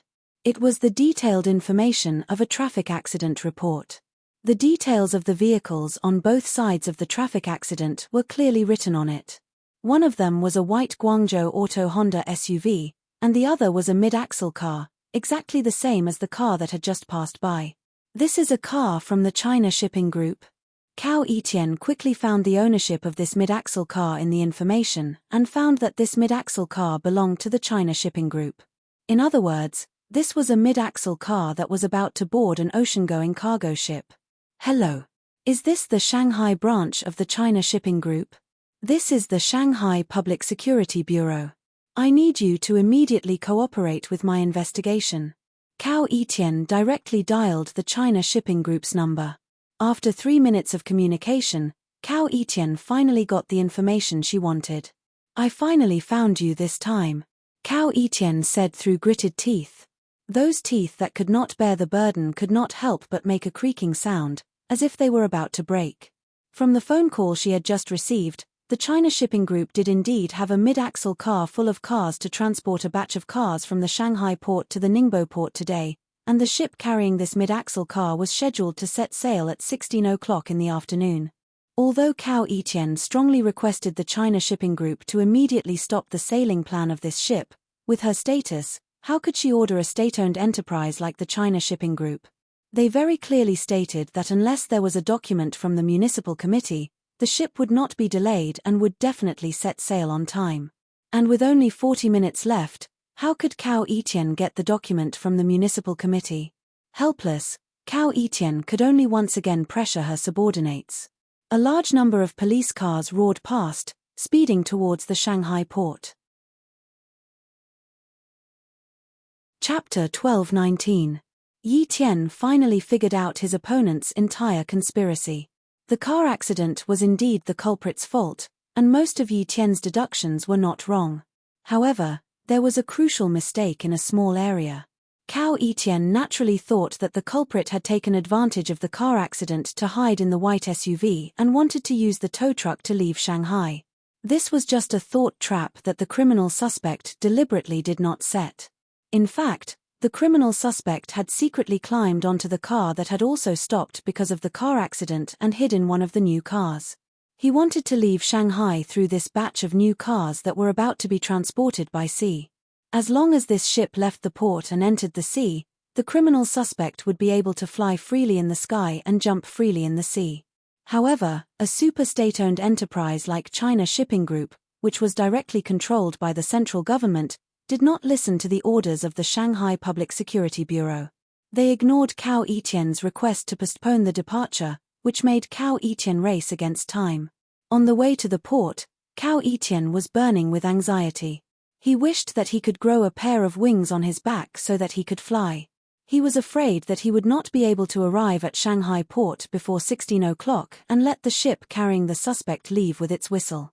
Perhaps God was unwilling to let this heinous criminal escape, so the roads of Shanghai, which should have been very busy and jammed with traffic day and night, were exceptionally smooth at this time. Cao Yitian did not even wait for a few traffic lights along the way before he successfully arrived at Shanghai port. At this time, there were still 10 minutes before 16 o'clock in the afternoon. What are you doing? This is a restricted area of the port. Only staff members are allowed to enter. When Cao Yitian tried to enter the port with a large group of criminal police, a staff member immediately came forward and tried to stop them. We are the police, and we are arresting a criminal suspect. Cao Yitian said quickly. Oh. Then have you received approval from the higher-ups? The staff member asked again. What approval? Does our arrest warrant count as approval? Cao Yitian said impatiently. I'm sorry, we have to get approval from our higher-ups. The staff member shook his head and said awkwardly, Police comrade, it's not that we don't want to cooperate with your work. It's just that the rules are like this. Why don't you ask your leader to contact our leader? As long as the higher-ups make a call, you can enter. Are you kidding me? By the time you are done with your bureaucratic procedures, the suspect will have long escaped the sea. Please let us pass. Cao Yitian said anxiously. I'm really sorry. Without the approval from the higher-ups, I can't let you pass. The staff member shook his head, still refusing to let Cao Yitian and the others pass. Cao Yitian was so angry that she stomped her feet. If it weren't for her rationality stopping her, she would have really wanted to force her way in. But, Cao Yitian knew that if she really did that, even if she caught the suspect in the end, she would have to go back to being a small criminal police officer. Comrade, do you know what a wicked criminal we are after? Cao Yitian suddenly grabbed the collar of the staff member and said with a tear-stained face, that man is a terrifying devil. Not only did he race on the road, but he also caused a lot of traffic chaos. Cao, he killed, and killed, and killed, and killed, and even killed, and even killed, and even killed.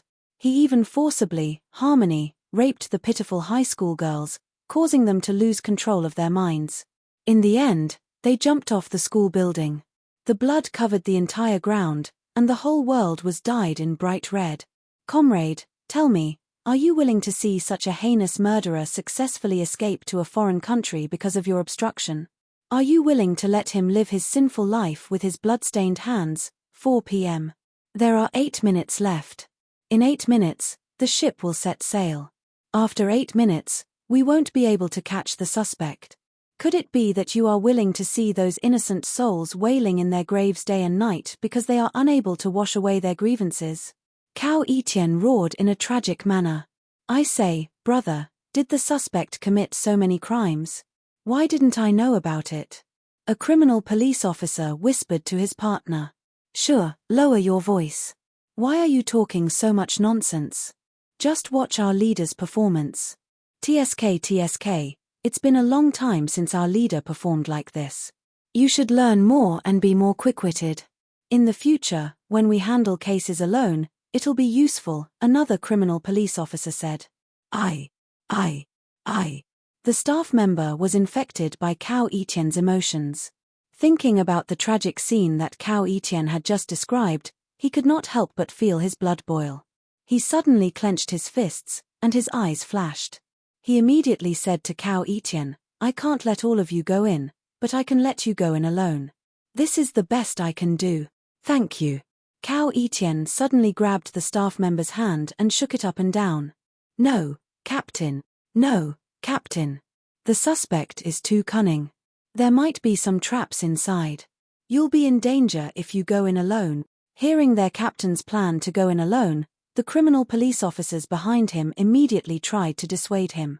If this was any other day, Cao Etienne might have thought about it carefully when she heard these words of dissuasion. However, because she had been tricked by her opponent time and time again, Cao Etienne's heart was already filled with rage. All she wanted to do was to capture the damned suspect and wash away her shame. How could she care about her own safety? Hence, Cao Etienne ignored his subordinate's dissuasion and rushed into the dock without looking back. Found it. The Heaven's Wings, it's this ship. Cao Etienne found the cargo ship docked at the dock without much effort. Because it was not a formal search, Cao Etienne could only avoid the eyes and ears of the surrounding people.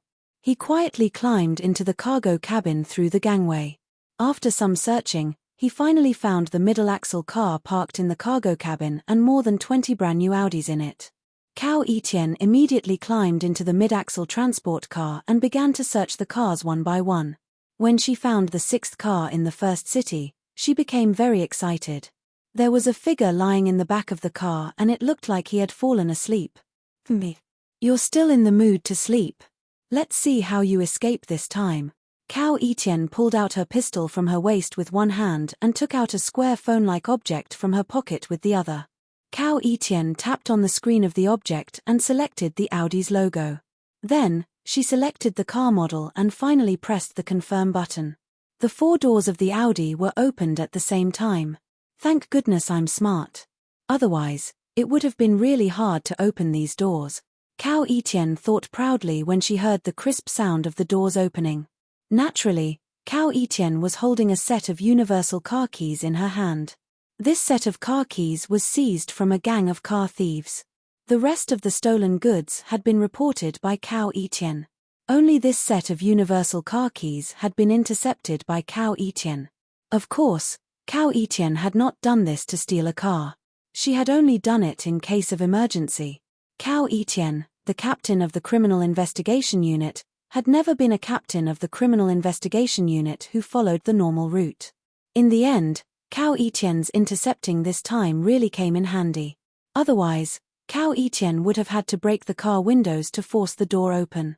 That would have definitely alerted the suspect who was sleeping soundly in the car and caused unnecessary trouble.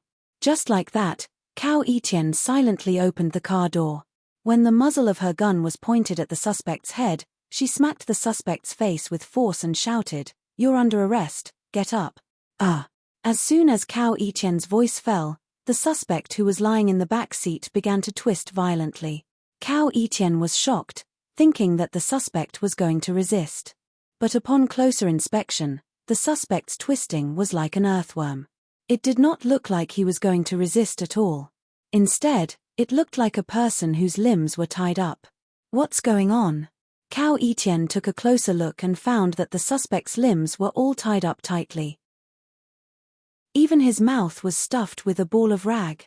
He did not look like a suspect, but more like a victim. "Who are you? What the hell is going on? Tell me." Cao Etienne pulled the rag out of the suspect's mouth and questioned him. "Comrade Police." Comrade Police. You're finally here to save me. I thought I was going to die. You're finally here." As soon as the man saw the police uniform on Cao Etienne, he immediately burst into tears, crying like a child. "Don't cry. Tell me. What the hell is going on? Tell me." Seeing this scene, Cao Etienne's heart surged with an ominous premonition. He was so frustrated that he was about to explode. "I'm innocent. I'm just an otaku who writes novels. In the end, I was kidnapped a week ago. That person smeared latex on my face and almost suffocated me to death. Then, He didn't give me any food to eat and wanted to starve me to death.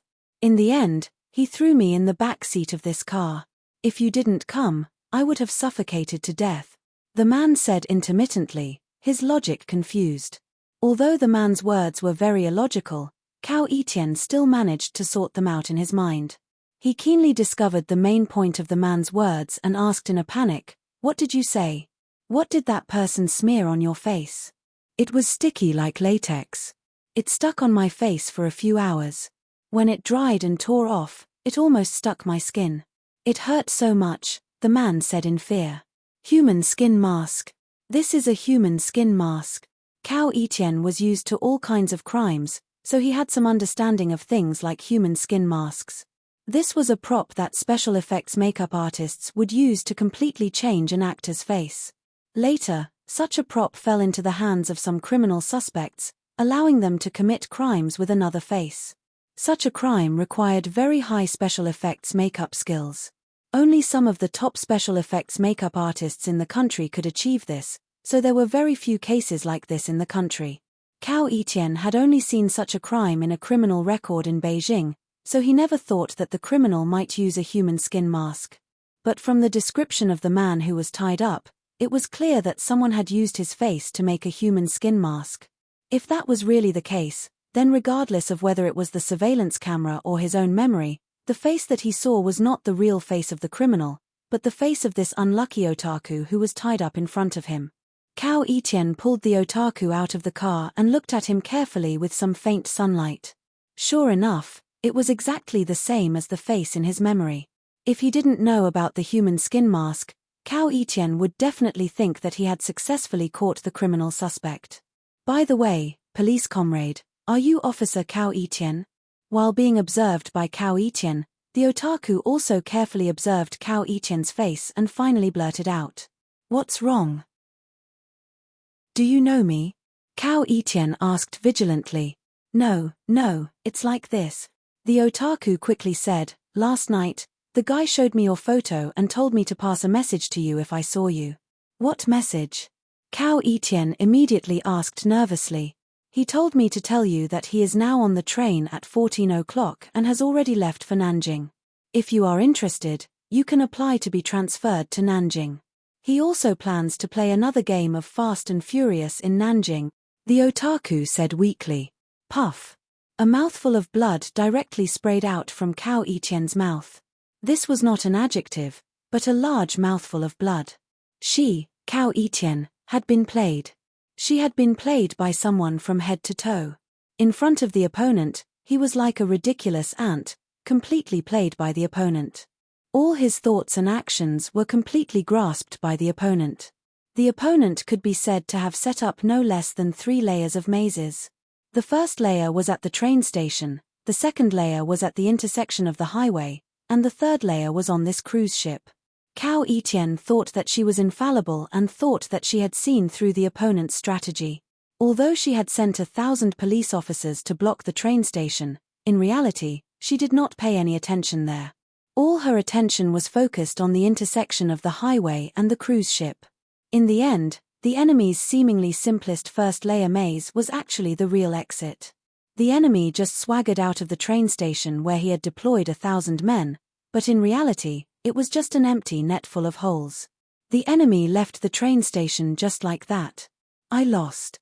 Cao Etienne sat on the ground powerlessly, muttering a sentence that she had never said before.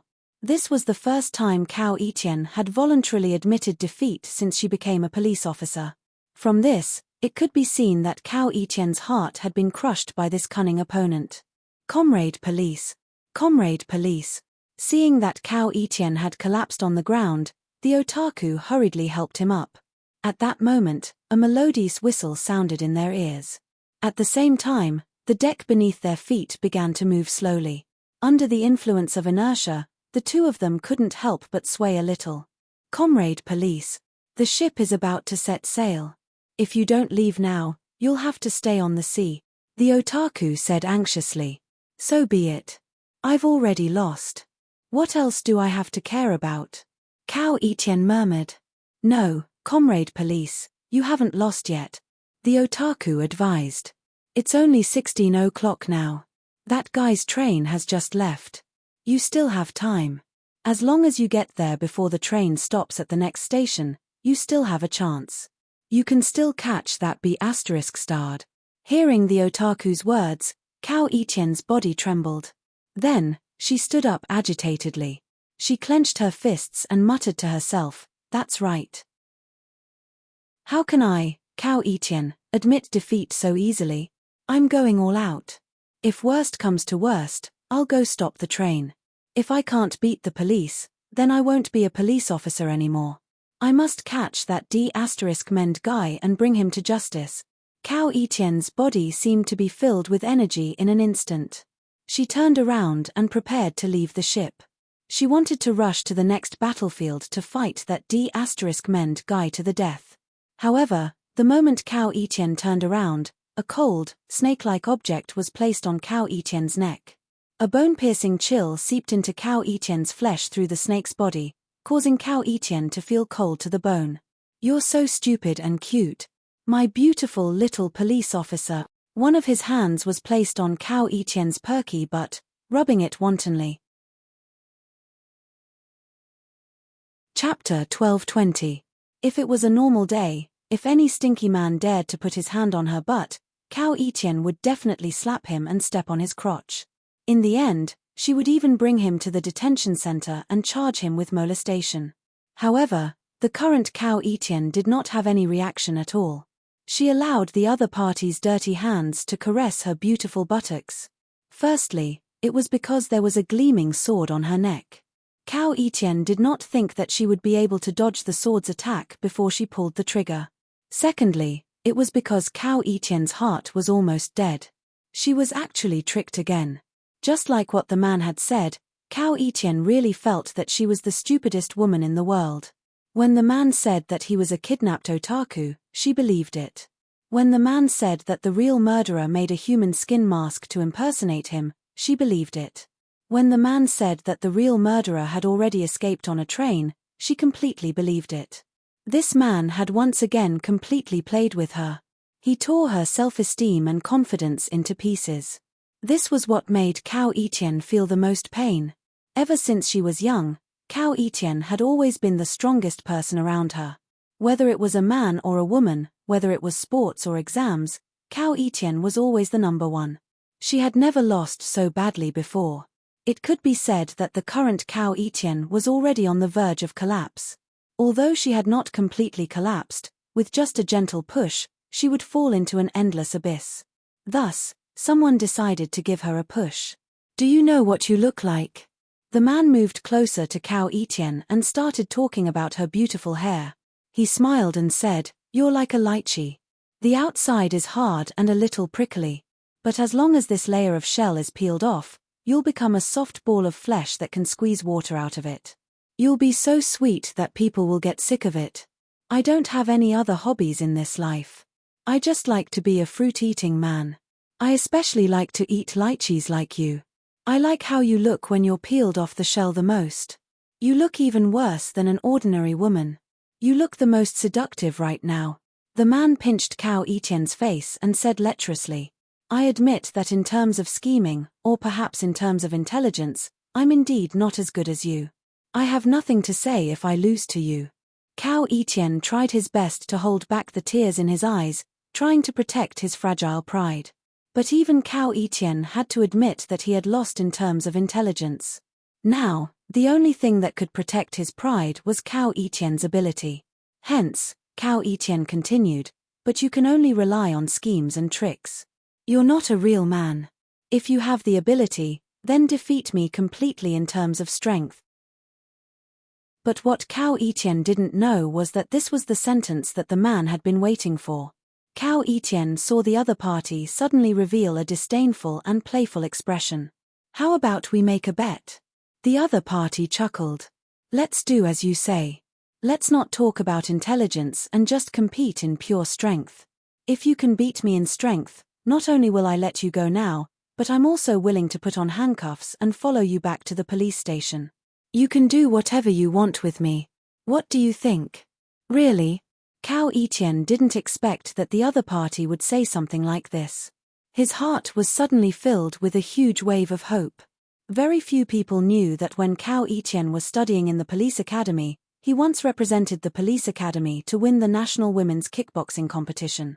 Later on, he even represented China in the World Women's Kickboxing competition. Whether it was strength or technique, he was the best in the world. He didn't expect that the other party would be so reckless as to propose a competition of punches and kicks. This was exactly what Cao Yiqian was most proud of, and also his strongest point. Cao Yiqian looked at the other party like he was looking at a dead man. Cao Yiqian was confident that he could beat this arrogant man into a pile of dogshit and wash away the humiliation he had suffered. Of course it's true. You don't have to worry about this. I always mean what I say. Even the emperor's words are not as effective as mine, the other party said calmly and confidently. Okay, I promise you. Cao Yiqian said impatiently. Wait. He didn't expect the other party to suddenly say this. What? Do you regret it? Do you want to go back on your word? Cao Yiqian said worriedly, deeply afraid that the other party was really regretting it. I won't go back on my word. I just want to ask, what are your stakes? The other party paused and looked at Cao Yiqian's fair skin through the collar of his police uniform with interest. Since I have to surrender myself to you if I lose, what price do you have to pay if you lose? Don't you just want my body? Cao Yiqian laughed coldly. Okay, I promise. If I lose, you can do whatever you want with my body. You can play with it however you want. I, Cao Yiqian, won't say no. No, that's not enough. The other party shook his head. I want you to recognize me as your master. If you lose, I will be your master from now on.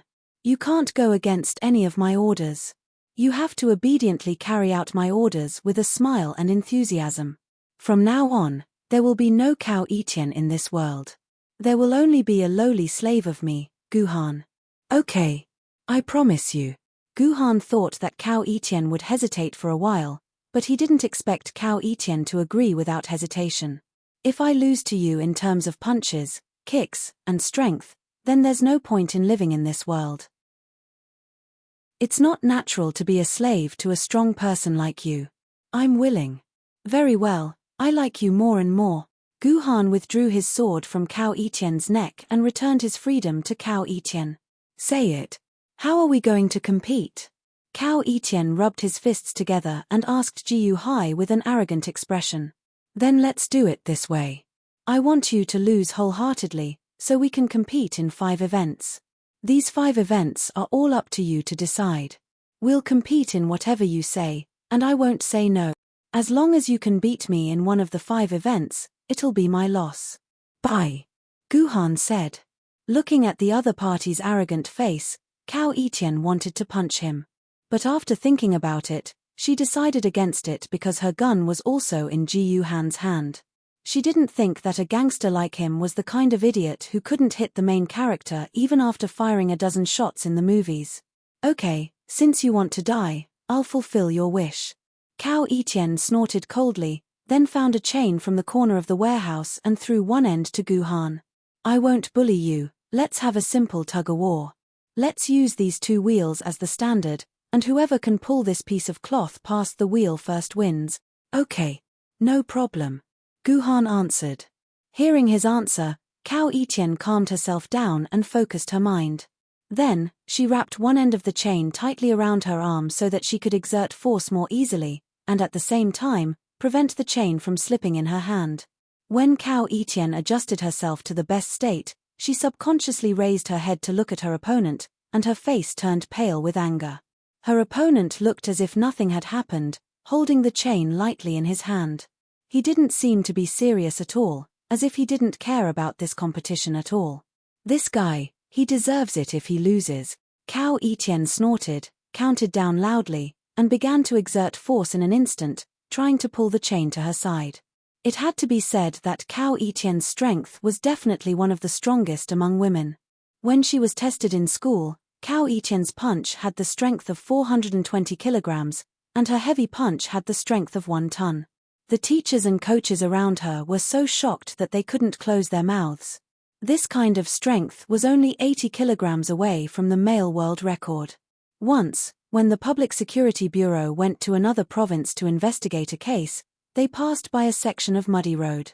A 5-ton off-road vehicle was now in the mud, and 6 men couldn't push it out. In the end, Cao Etienne pushed the off-road vehicle out by herself, and the surrounding male police officers no longer dared to look down on this terrifying woman. With such strength, when Cao Etienne pulled the chain with all her strength, she felt as if she was pulling a wall. No, even if it was a wall, facing Cao Etienne's current strength, it should have collapsed. To be precise, Cao Etienne felt as if she was pulling a building. Ah! Ah! Ah! Cao Etienne continuously roared a few times, trying to use her explosive strength to defeat her opponent, but Gu Han didn't move at all. After waiting for a few minutes, Cao Etienne's forehead was covered with sweat, like an old ox that had plowed for a whole morning, but there wasn't even a drop of sweat on her forehead, as if she didn't use any strength at all. Okay, it's my turn. Seeing that she finally stopped struggling, Gu Han smiled contemptuously, and then slightly pulled. Cao Etienne, who was at the other end of the chain, was pulled up, and finally fell into Gu Han's arms. Gu Han didn't hesitate to grab her butt. Let go of me. Cao Etienne's face was red, and she struggled down from Gu Han's arms. First, she glared at Gu Han, and after a short rest, she proposed the second competition. She probably admitted that she was no match for Gu Han in terms of pure strength, but Yi Tian thought that she might be able to defeat Gu Han with her skills, so she proposed the second competition to be kickboxing. There weren't any specific rules, as long as the opponent couldn't get up for 10 seconds, it would be enough. Yi Tian first put on a few stances, threw a few punches like Ling, and then a few high kicks, showing off a few difficult stances, and then with a roar, she attacked Gu Han. Yi Tian thought very well, Gu Han might be stronger than her in terms of strength, but she still had the advantage in terms of skills. She could use her nimble body to avoid the opponent's attacks, and at the same time, pour her attacks on Gu Han's weakest points, and thus defeat the opponent. Unfortunately, the idea was beautiful, but the reality was cruel. In terms of pure strength, Gu Han might not be able to beat many opponents, but in terms of skills, Gu Han was already at the top, and it was very difficult to find an opponent who could be considered a match for him. So, Yi Tian lost very easily, without any suspense. She was directly KO'd by Gu Han, and laid on the ground, not to mention 10 seconds, even if it was 10 minutes, she wouldn't be able to get up. However, Yi Tian still didn't give up, and decided to compete in endurance in the third competition. Wasn't there a saying that women's endurance to endure pain was more than several times that of men? So, Yi Tian decided to compete with Gu Han in holding her breath. She found 2 basins of seawater, and then both of them immersed their faces in the seawater at the same time, to see who could hold their breath the longest. The result was naturally self-evident. After holding her breath in the water for 8 minutes, Cao Etienne, who was still clenching her teeth and refusing to admit defeat, was directly pulled out by Gu Han by the hair, while Gu Han's face was still pressed in the water. For the fourth competition, after thinking for a long time, Yi Tian decided to compete in courage. This was something Cao Etienne had no choice but to do. Cao Etienne had to admit that she might not be as good as Gu Han in all aspects of physical fitness, so in the end, the only thing she could compete with Gu Han was courage. Cao Etienne didn't think that her courage was inferior to Gu Han's. At this time, there were 2 hydraulic presses in the cabin, and there was also a power source nearby. P.S. Don't ask me why there is a power source in the cabin, just think of it as purely necessary for the plot. So, Gu Han and Yi Tian started the 2 hydraulic presses, then set the hydraulic presses' descending speed of 1 centimeter per second, and set the pressure at 100 tons. Finally, Gu Han and Yi Tian placed their right hands under the hydraulic press at the same time. With such strength, let alone their hands, even a piece of iron would be crushed into a piece of iron. This was the competition of courage that Yi Tian came up with. Whoever pulls out their hand first under the pressure of the hydraulic press would be the loser. Watching the hydraulic press in front of her slowly descending, getting closer and closer to her palm, Cao Etienne's heart was filled with anxiety and fear. Although she knew that her palm would definitely turn into a pile of meat under the pressure of the hydraulic press, Cao Etienne decided to throw caution to the wind. Even if the hydraulic press really pressed down on her hand, she would not pull her hand out. He had lost completely. He had lost everything to this damned man. In the end, all Cao Etienne had left was his courage. If he lost to his opponent in terms of courage, then Cao Etienne's mentality would be completely broken down. Thinking of this, Cao Etienne resolutely closed her eyes. She had really thrown caution to the wind. But at this moment, Cao Etienne felt a trace of warmth on the back of her hand. She suddenly opened her eyes, and in disbelief, found that there was another palm covering her right hand. This was Guhan's left hand. At this moment, other than one of Guhan's hands being placed under the hydraulic press, the other hand was covering the back of Cao Etienne's hand. In this way, before Cao Etienne's hand was crushed into meat paste, Guhan's hand would definitely be completely crushed. What do you mean by this? Cao Etienne raised his head abruptly and looked at Jiyu Han, who was smiling from the side. You are the woman I have my eyes on. I only hope that my woman has a pair of beautiful hands, not a pile of meat paste. Guhan said indifferently. I. Hearing this, Cao Etienne felt as if she had been shot in the chest. No matter how strong her determination was, it was all gone in an instant. She powerlessly pulled out her right hand, and no longer had the strength to lift it. All right, this competition doesn't count. But I see that you can't think of any good ideas, so why don't I suggest one? Jiyu Han looked at the listless Yi Tian and smiled evilly. P.S. Damn it, using the word evilly feels really shameful. Then, he took out the police pistol that he had just confiscated and handed it directly to Cao Etienne. What do you mean by this? Cao Etienne asked in confusion as she held the pistol that she had lost and regained. This will be our last competition. Guhan continued to smile wickedly. Don't you want to compete in courage? Then this is the best way. You can point the gun at my head, then count to 123 and shoot. If I dodge, then I lose. What do you think? You're crazy. You're crazy. Cao Etienne was so scared that she took a few steps back. It wasn't that this competition was disadvantageous to Cao Etienne, but on the contrary, the man in front of her looked like he was courting death. If he dodged, then he would lose, and he would be locked up in prison. But if he didn't dodge, then he would be shot in the head, and then he would be completely dead. No matter how she looked at it, it was a dead end. If this man wasn't crazy, why would he suggest such a competition? Come on. Don't hesitate, let's compete. Guhan held Yi Tian's hand and pointed the gun at his head. At the same time, Guhan took a step back, less than a meter away from the gun. Come on. Count to 123. Guhan urged with a smile. Yi Tian's body was trembling, and she didn't start the countdown. What's wrong? Don't you even have the courage to count? Guhan smiled warmly. How about this? I'll count for you. 1, 2, 3. Bang! A gunshot rang out. After Guhan counted to 3, Yi Tian's body trembled instinctively, and then the gunshot rang out. Not to mention trembling, Guhan didn't even move his head. No. But after Yi Tian fired the gun, she screamed miserably, and then hugged Guhan's body, shouting, Don't die. I don't want to kill you. I don't want to kill you. Yi Tian had never cried so sadly in her life, never. Looks like I've won. Yi Tian didn't know how long she cried for, and then she heard that strange but somewhat familiar voice again, and felt a hand gently caressing her head. Yi Tian raised her head, and saw Guhan looking at her with a face full of smiles. Ah! Yi Tian was shocked, and pushed Guhan away. At the same time, she touched Guhan's forehead in disbelief. His skin was as smooth as jade, and there were no signs of injury. How could this be? Yi Tian asked in a daze. You have to ask yourself. Because you didn't fire the gun. Guhan threw the black cartridge in his hand to the side, and then said gently with a hint of sweetness, You can't bear to kill me, so you didn't fire the gun. Impossible. I fired the gun.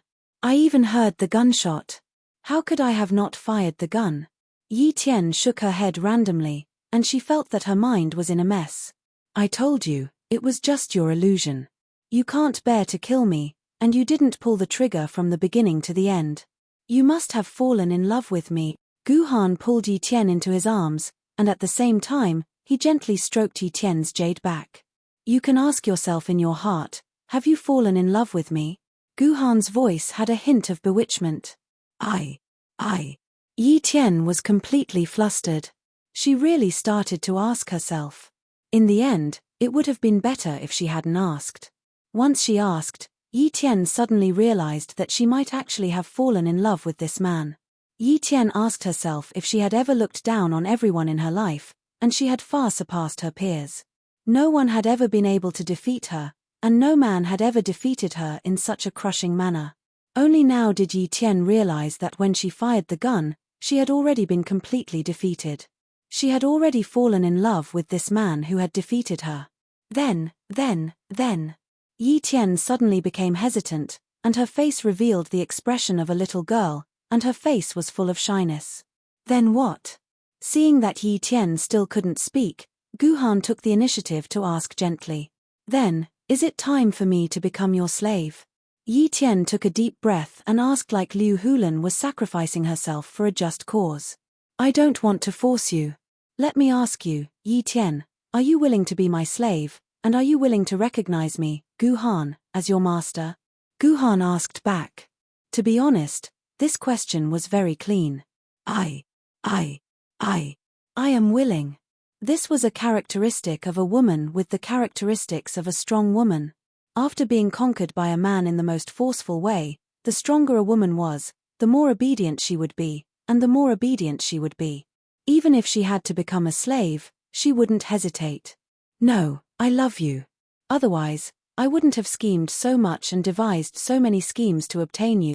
Guhan held Yi Tian's hand tightly, and said tenderly and sweetly, What did you say? All of this was designed for me. Yi Tian covered her mouth, and asked in disbelief. That's right. Whether it's racing, kidnapping Wang Qi, robbery, jailbreaking, or setting up so many traps, I only have one goal, and that is to obtain you, to make you fall in love with me, Guhan said with a face full of sincerity.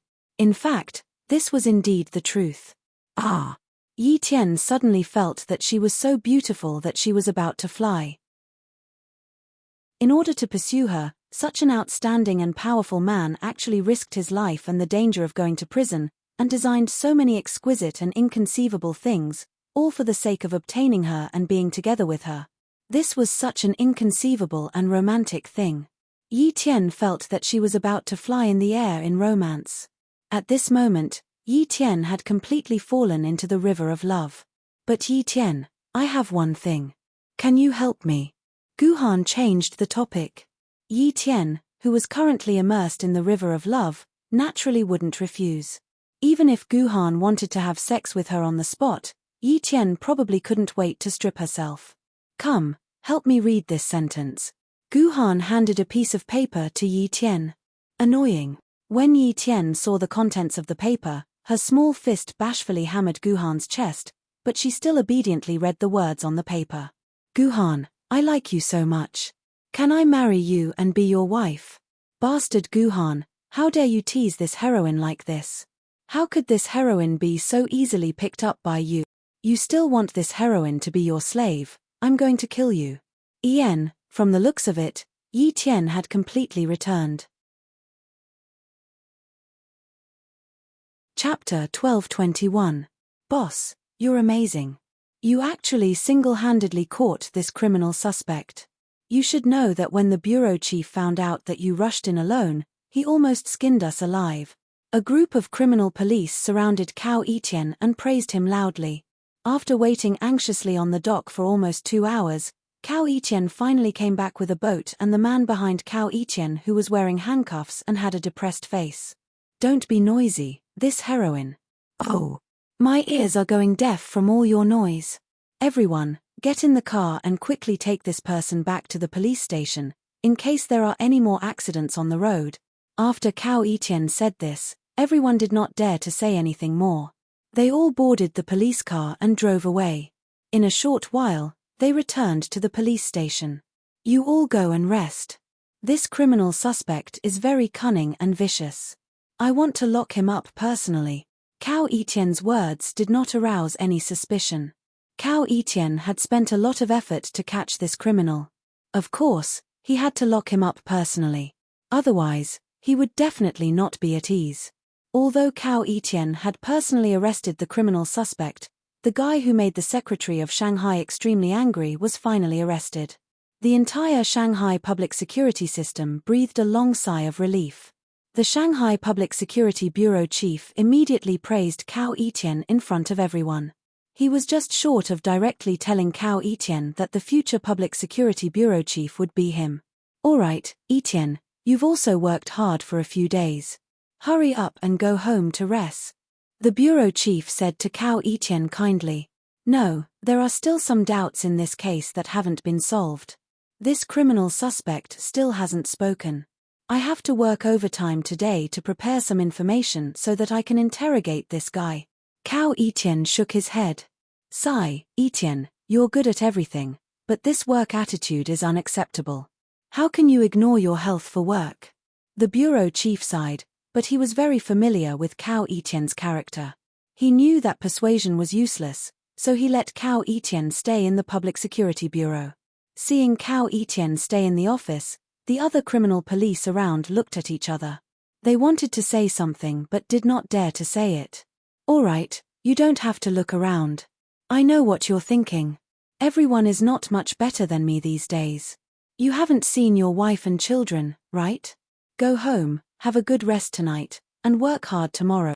As soon as Cao Etian said this, the other police officers heaved a sigh of relief and bid farewell to Cao Etian with smiles on their faces. In the end, Cao Etian was the only one left in the office.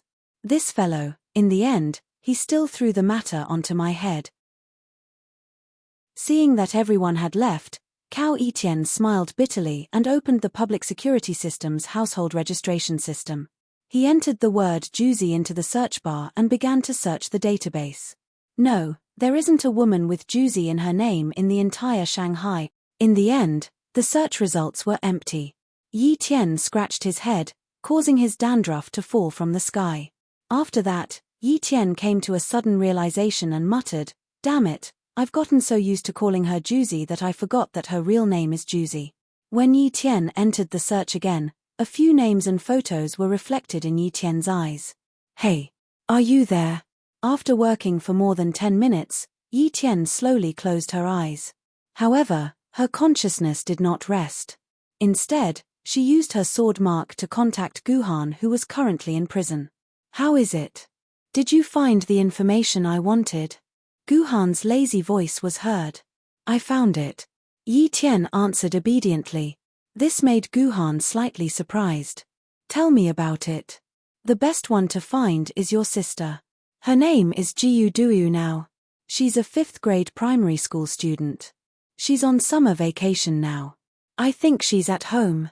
Her address is XX District, XX Street. Then there's Juicy. She's a little more troublesome. She seems to be the main research institute of a key national research and is currently conducting confidential research. Fortunately, I'm looking through the Public Security Bureau's mainframe. If it was a normal police station's computer, I wouldn't even be able to find her name. Zhu Xian and Shen Yuan are even more troublesome. Because I don't know what they look like, I can't tell which one is our sister. I can only find all the young girls with Zhu Xian and Shen Yuan in their names. There are 7 or 8 of them in total. However, I think the most likely ones are Qian Zhuxian and Li Shenyuan. Qian Zhuxian is the daughter of a mafia boss in Shanghai. He usually has more than 10 bodyguards around him. Li Shenyuan is a university professor.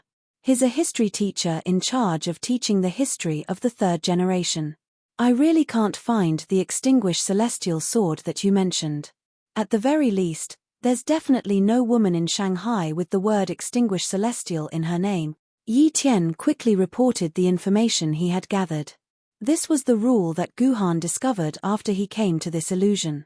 His sword lady's name in this world was the same as her original name. At most, she had an extra surname. Moreover, her appearance didn't change at all. After discovering this rule, it became easier for Guhan to find his sword lady. He only needed to search through her name and confirm through her photo. Then, he would be able to find his sword lady. Coincidentally, Yi Tian was the captain of the Public Security Bureau's criminal investigation team. There was no better identity than this. Through the official ID database, Guhan could easily find the information he needed. Guhan chose to be captured by Yi Tian to help Yi Tian establish her authority in the Public Security Bureau. This would make it easier for her to do things. Anyway, the prison made no difference to Guhan. Guhan could leave whenever he wanted. In fact, Yi Tian quickly found the information that Guhan needed. Yi Tian, it's more convenient for you to appear as a police officer. Help me find a way to confirm where Duyu is now and whether she's at home or not. Juzi, help me find a way to find out her address and which unit she's at. Also, try to get in touch with Qian Zhuxian and Li Shenyuan. See if they're similar to their original personalities. See if they're the Celestial Extinguishing Sword and Shenyuan Sword.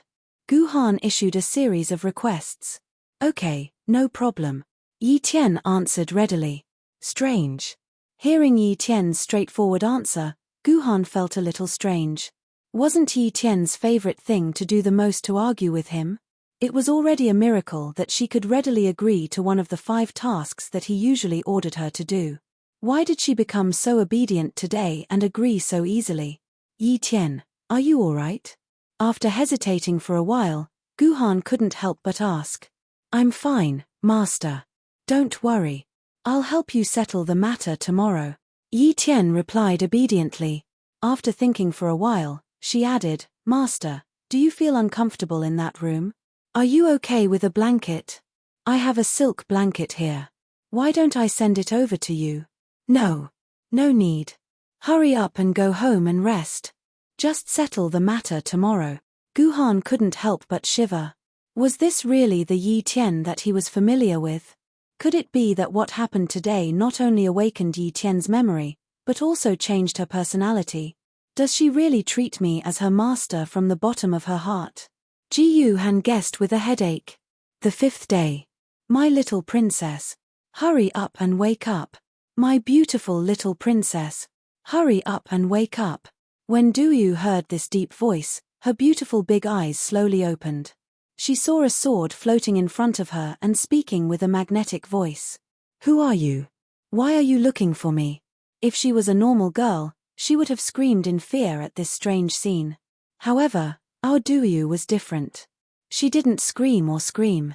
Instead, she blinked her big eyes and looked at the sword excitedly without any fear. Your Highness, I am the divine guardian sword of the Dara Beng Kingdom. You are our Dara Beng Kingdom's little princess. Right now, our Dara Beng Kingdom's prince has been turned into a monster by an evil old witch.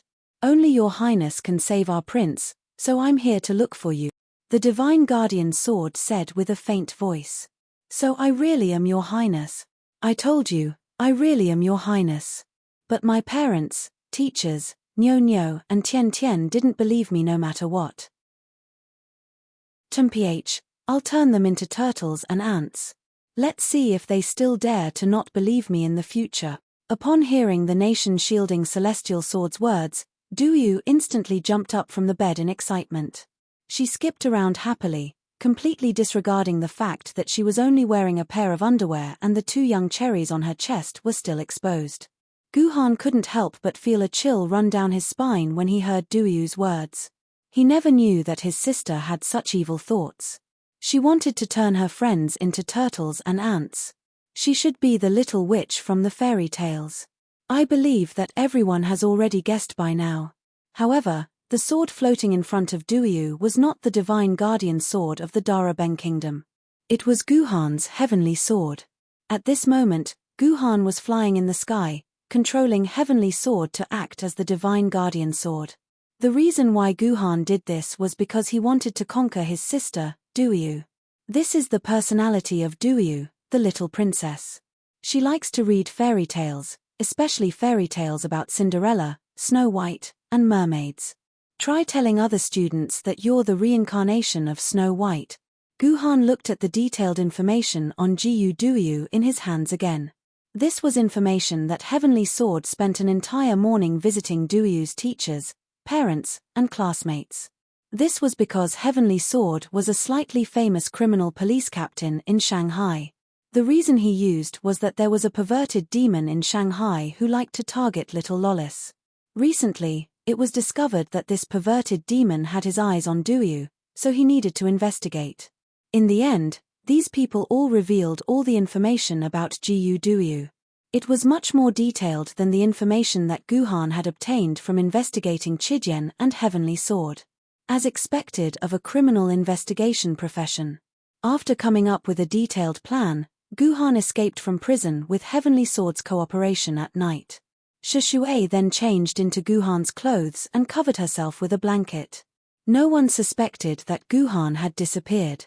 Divine Guardian Sword, tell me, how should I save the prince? Duyu asked eagerly. If you want to save the prince, you must get the old witch's magic potion. We can only get the magic potion by going to the old witch's castle and defeating her, said the Divine Guardian Sword. Okay. Then let's go quickly. Duyu clapped his hands excitedly, then started to take out his clothes from beside his pillow, preparing to put them on. My dear princess, you don't need to wear mortal clothes. You have your own princess fairy dress, said the Divine Guardian Sword. Princess fairy dress? Where is it? Where is it? Asked Duyu. Your Highness, you just need to grab the hilt of my sword. Okay. Duyu nodded and grabbed the hilt of the heavenly sword. In an instant, a beautiful princess dress was put on Duyu's body. The Divine Guardian Sword even helped Duyu put on white children's cotton socks and pink crystal shoes. Wow! Looking at her gorgeous clothes, Duyu was so excited that she couldn't control herself. She completely believed what the Divine Guardian Sword said, and she also believed that she was the princess of Dalabeng Kingdom. In reality, the clothes were just put on Duyu through the dimensional space of the scabbard. But where is the old witch's castle? Is it very far? Duyu, I don't want to walk. Her Highness can't walk. After the excitement, Duyu suddenly thought of this very important question. Her mother always drove her to school. She hadn't even walked far. Don't worry, Your Highness, your princess power has activated the divine power in my body. I can fly you there. As soon as the nation-shielding celestial sword finished speaking, Duyu felt a tremendous force coming from the sword. His body flew up uncontrollably and quickly flew out of the window. He hovered high up in the sky. Under the illumination of the bright moonlight, he looked like a cute little fairy princess. I can fly. I can fly. Duyu shouted excitedly.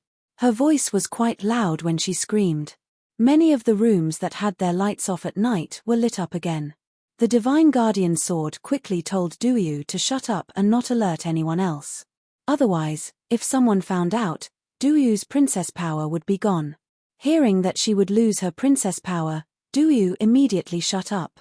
After flying for a while, they finally arrived at the old witch's castle. It was a dark, silent, and deserted ancient castle. It's so dark. It's so scary. Unexpectedly, our Princess Royal Highness became terrified when she entered the castle. Perhaps it was because it was pitch black in the castle. Duyu, who was still alive and kicking just a moment ago, was so scared that he started crying. He shouted, I don't want to save the prince anymore, I want to go home. In the end, it was the Divine Guardian Sword's persuasion that Duyu mustered up her courage. Under the guidance of the Divine Guardian Sword, Duyu moved step by step in the dark castle. Finally, they arrived at a room with candles lit up. The door was wide open. There was a bed in the room, and on the bed lay a scary woman wearing a black robe and a scary mask. Your Highness, that's the old witch. You just have to use me to pierce her heart, and we can defeat her, the kingdom-protecting divine sword said in a serious tone. However, was it really a fairy tale to have a fifth-year loli stab someone's heart? Chapter 1222. But unexpectedly, our Duyu did not hesitate at all as they mercilessly stabbed their swords into the old witch's heart. Ah, I'm dead. The old witch screamed in pain. Without a single drop of blood, she turned into a puff of green smoke and died. She even dropped a bottle of red potion on the bed. Princess, this is the magic potion. We can go and save the prince now, the kingdom-protecting divine sword said excitedly. Then, it brought Duyu and flew out of the castle. Not long after Duyu left, the old witch that disappeared once again appeared in the room. However, She did not wear the ugly black robe or the scary mask. Instead, she revealed her beautiful face. Isn't this our Miss Chidian? Damn it. That bastard Guhan actually made me act as the old witch. This role should have been given to Yi Tian, Chidian said angrily. It was obvious that it was very dissatisfied with this role arrangement. Also, it was worth mentioning that this castle was a vacation villa of the Chidian family. It just so happened that Guhan took advantage of it. Oh no, I still have to hurry. Chidian suddenly thought of something and instantly disappeared from the castle. Kingdom protecting divine sword? Where is my prince? Du Yu found himself in the sky above the sea and asked the kingdom protecting divine sword curiously. My dear princess, the prince is trapped in the clamshell at the bottom of the sea. We just need to go to the bottom of the sea to find the prince, the kingdom protecting divine sword replied. But I'm afraid. I'm afraid of water, Du Yu said with an ugly expression. It was hard to believe that the Du Yu sword that usually loved water would actually be afraid of water at this moment. It's okay, princess. As long as I'm by your side, the seawater won't be able to hurt you. If you don't believe me, you can go to the bottom of the sea and take a look. With the comfort of the kingdom protecting divine sword, Du Yu slowly fell into the water. In the end, he found that the sea was actually separated by the kingdom protecting divine sword. The seawater couldn't get any closer to him when it was still 1 meter away from him. Of course, the heavenly sword did not have any water-repelling effects. It was Guhan who had secretly used sword chi to forcefully separate the seawater. As Du Yu continued to dive deeper, it did not take long before they found a clamshell that was the size of a human. What was surprising was that the surface of the clamshell was glowing, and it lit up the surrounding pitch-black seawater. By the way, Yi Tian had also stolen this clamshell from a cosplay club's inventory. Needless to say, the effect of the clamshell was quite good. It even had its own lighting effect. It was perfect. Your Royal Highness, quick, as long as you sprinkle the magic potion on the clamshell will automatically open, and His Royal Highness can be safe. The kingdom protecting divine sword said excitedly. Oh, Du Yu replied. Just as she was about to sprinkle the mana potion on it, she was caught by an evil giant hand before she could do anything. Ga ga ga ga ga ga. Your Royal Highness, you can't defeat me, an old witch. An evil voice that sounded like a crow screamed. Du Yu raised her head and saw that the old witch that she had killed just now had appeared behind her and grabbed her. Help! Help! Du Yu screamed in fear. Ga ga ga ga. It's useless, Your Royal Highness. It's useless even if you scream yourself hoarse. I'm going to extract all your blood and refine it into a black chicken white phoenix pill. As long as I eat this pill, I'll be able to regain my beauty. Ga ga ga ga. Chidian's performance had no sincerity at all. It was extremely inferior. Fortunately, our little Du Yu cooperated wholeheartedly with the performance and did not arouse any suspicion. Let her go. Don't hurt my Royal Highness. At this moment, the nation-protecting divine sword jumped out and floated in front of the old witch, scolding her righteously. Ga ga ga ga. It's useless. Your Royal Highness is now in my hands. Without the power of the princess, you won't be able to defeat me. Ga ga ga ga. Unless you choose to sacrifice yourself and unleash all of your divine power, you won't be able to defeat me.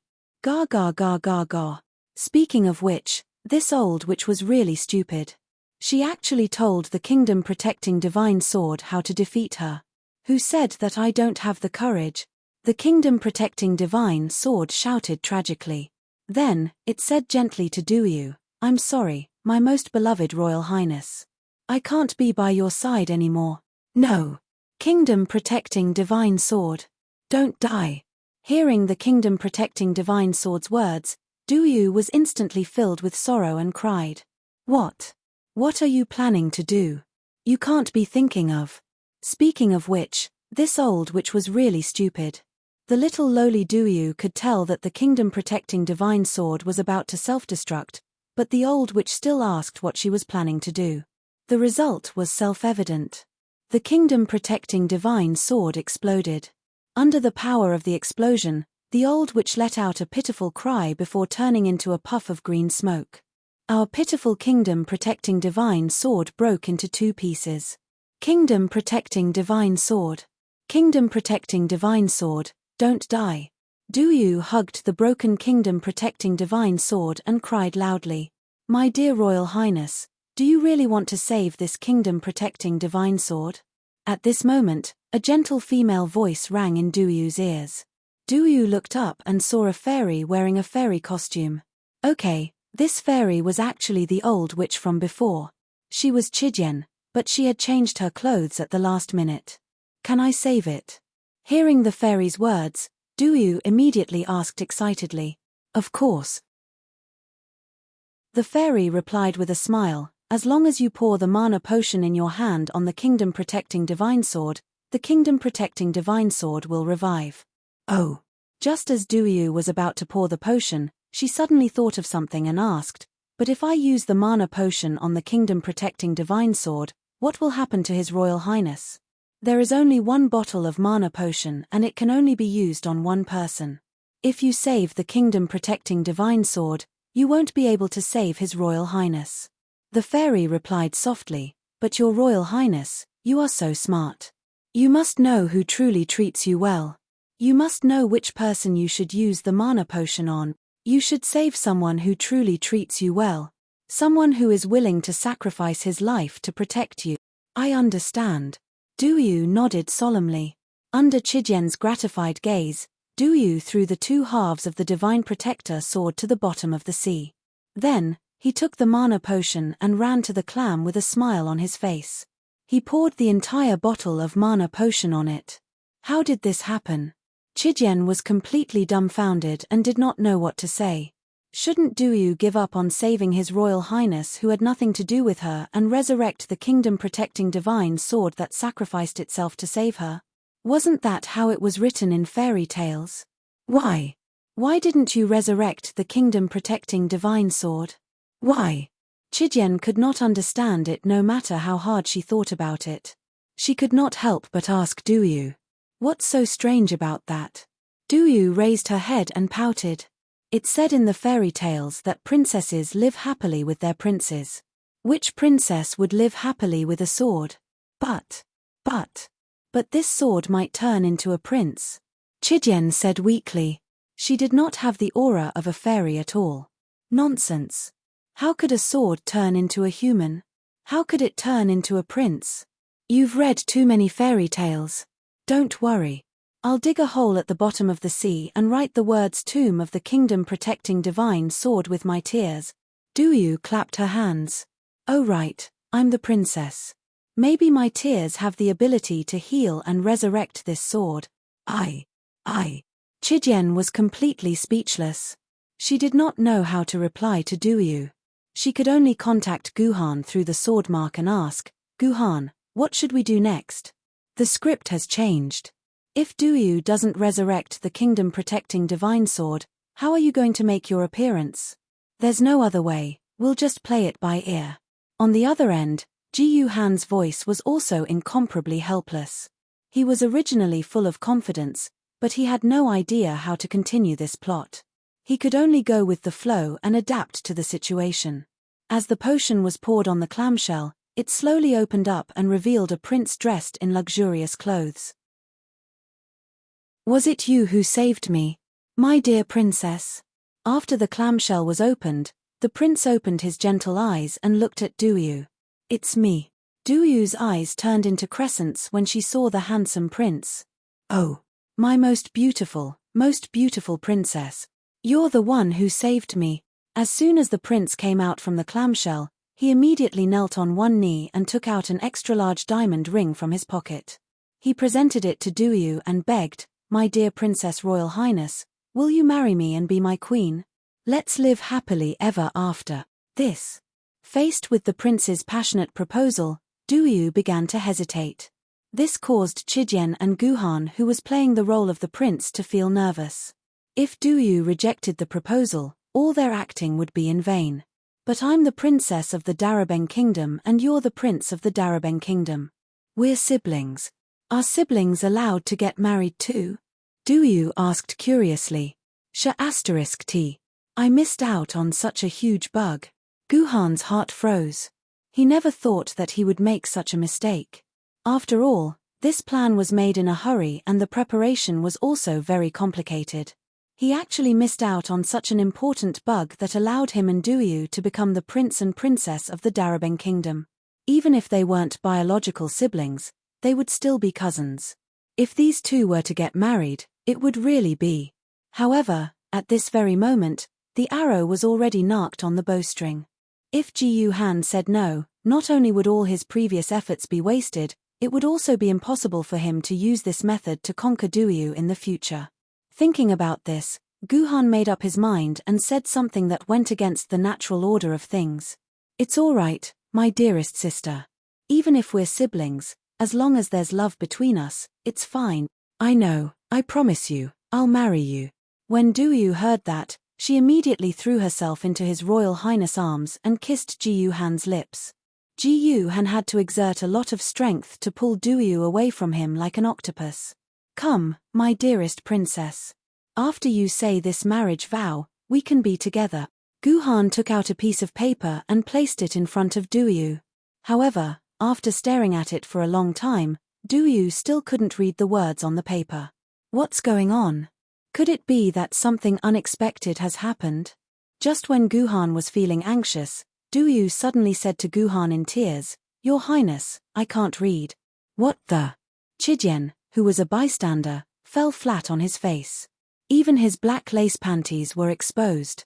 I'll teach you. Say it after me. Guhan, I like you so much, can I marry you and be your wife? Guhan, I like you so much, can I marry you and be your wife? After saying this, Duyu's eyes suddenly brightened up and she jumped into Guhan's arms. Brother, you're finally willing to marry me, she said happily.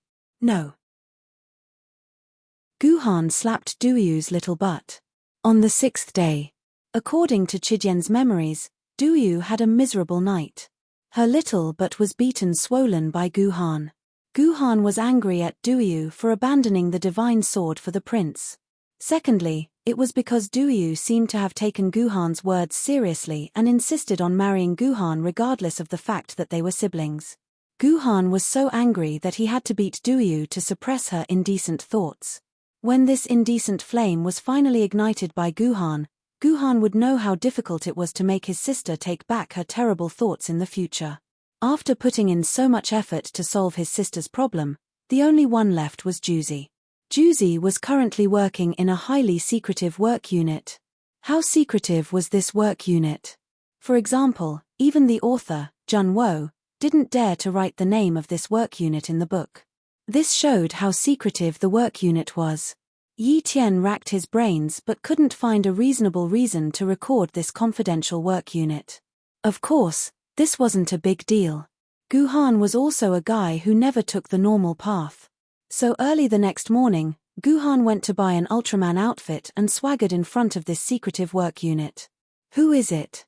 Stop, this is a restricted military area.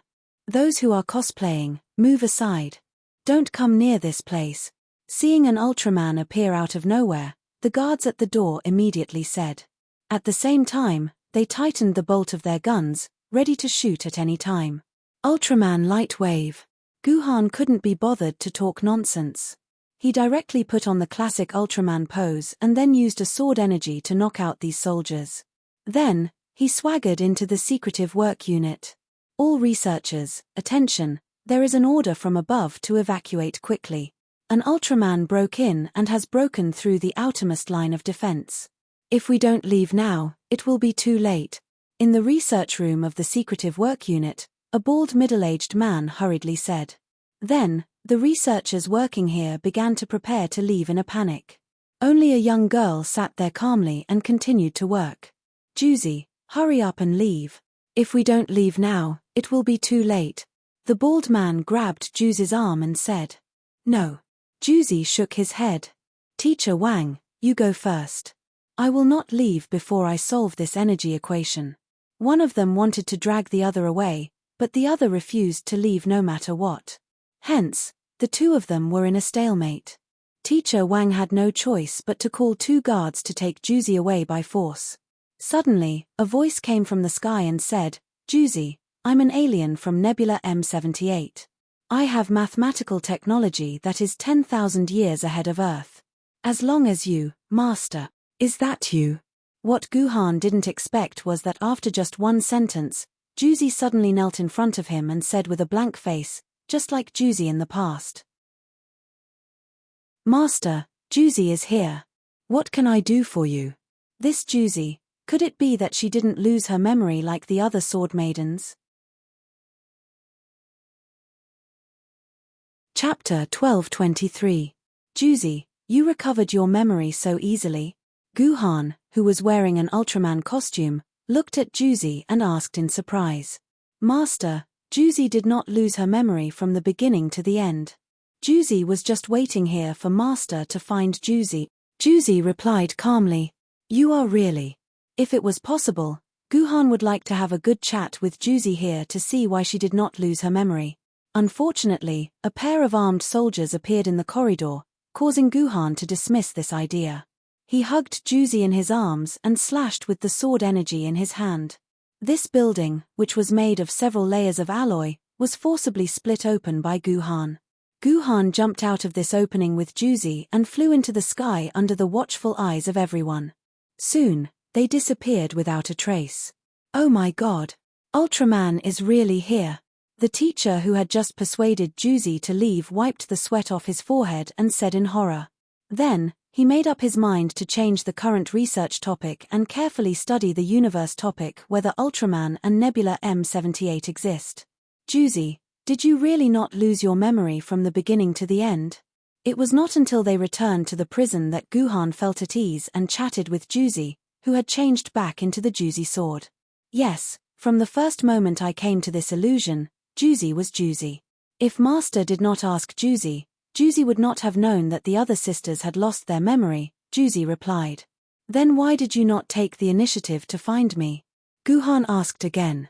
Juzi could not sense Master and could not receive Master's orders. Without Master's orders, Juzi would not do anything, Juzi said methodically. Moreover, Juzi felt that if Master needed Juzi, he would definitely be able to find Juzi. "Since when did you become so good at talking?" Ji-Yu-Han rubbed his nose, and then patted Juzi's head. He asked curiously, "But why is that? Why did the other sword maidens lose their memory? Even Shishue, who had no love for me, lost her memory, but you didn't. Could it be that you are filled with hatred for me? I might know the reason." Without waiting for Juzi to answer, Yi Tian, who had been secretly listening, suddenly interrupted. "You actually know the reason."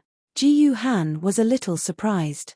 Yi Tian had never been the most intelligent person, and he himself could not understand it in such a short period of time, so how could Yi Tian know?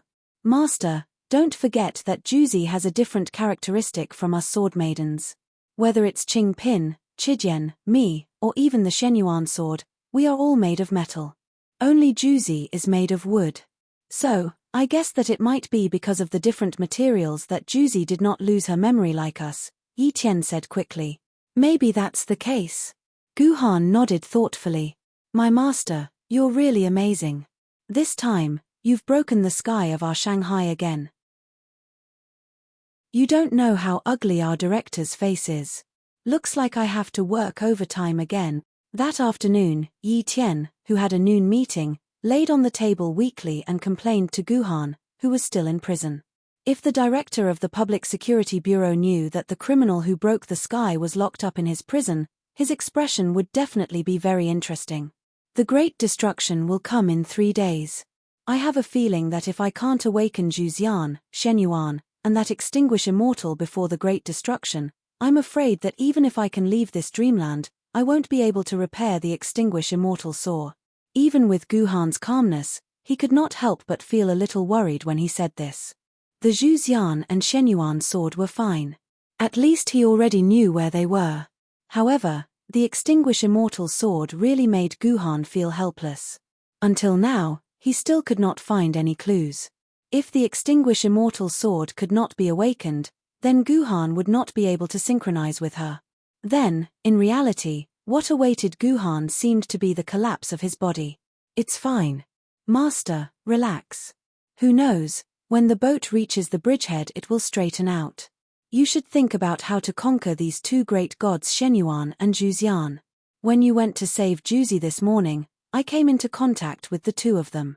You definitely won't be able to imagine what their current situation is, Yi Tian suddenly said in a slightly mysterious tone.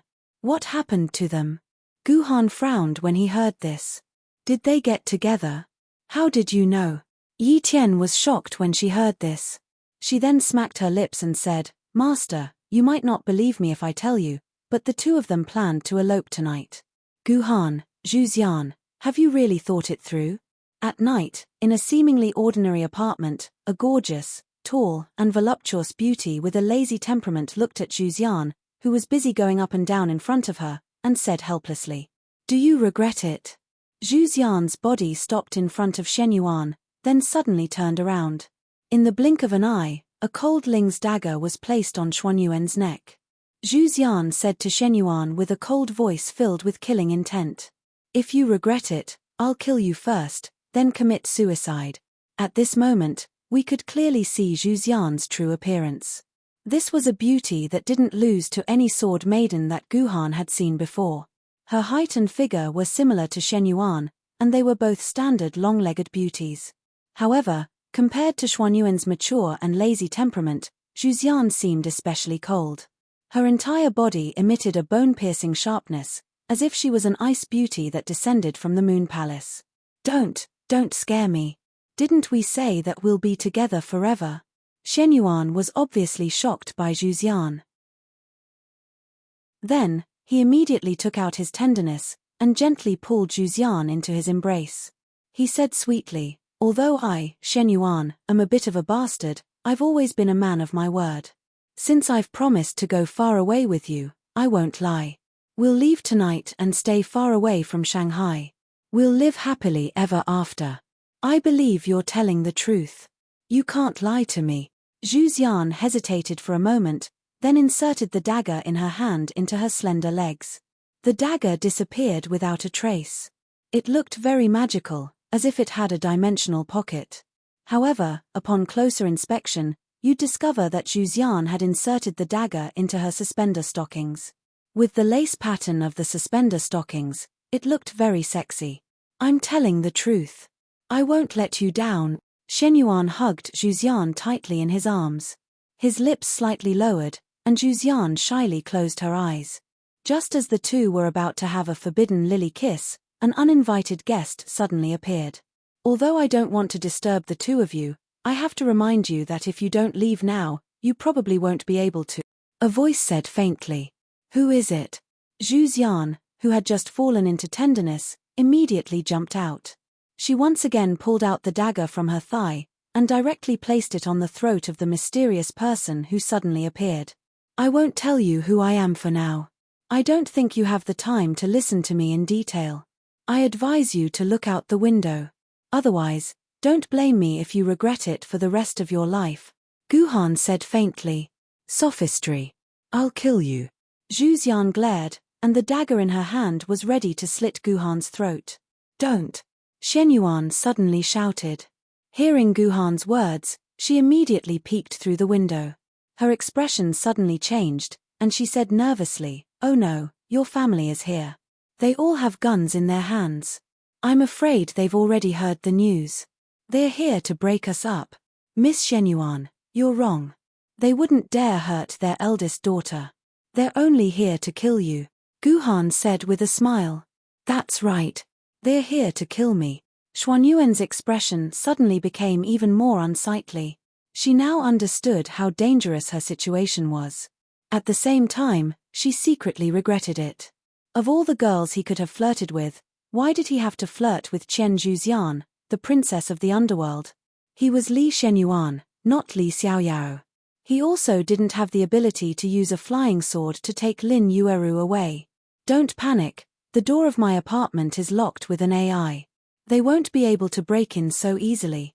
We still have time to prepare. When Qian Zhuxian heard this, a hint of anxiety appeared on her cold face, but she still maintained her composure. My eldest daughter, what are you preparing for? Let's just run away. Before Shen Yuan could finish, Zhu Xian flew to her bedside and pulled the handle of the bedside table.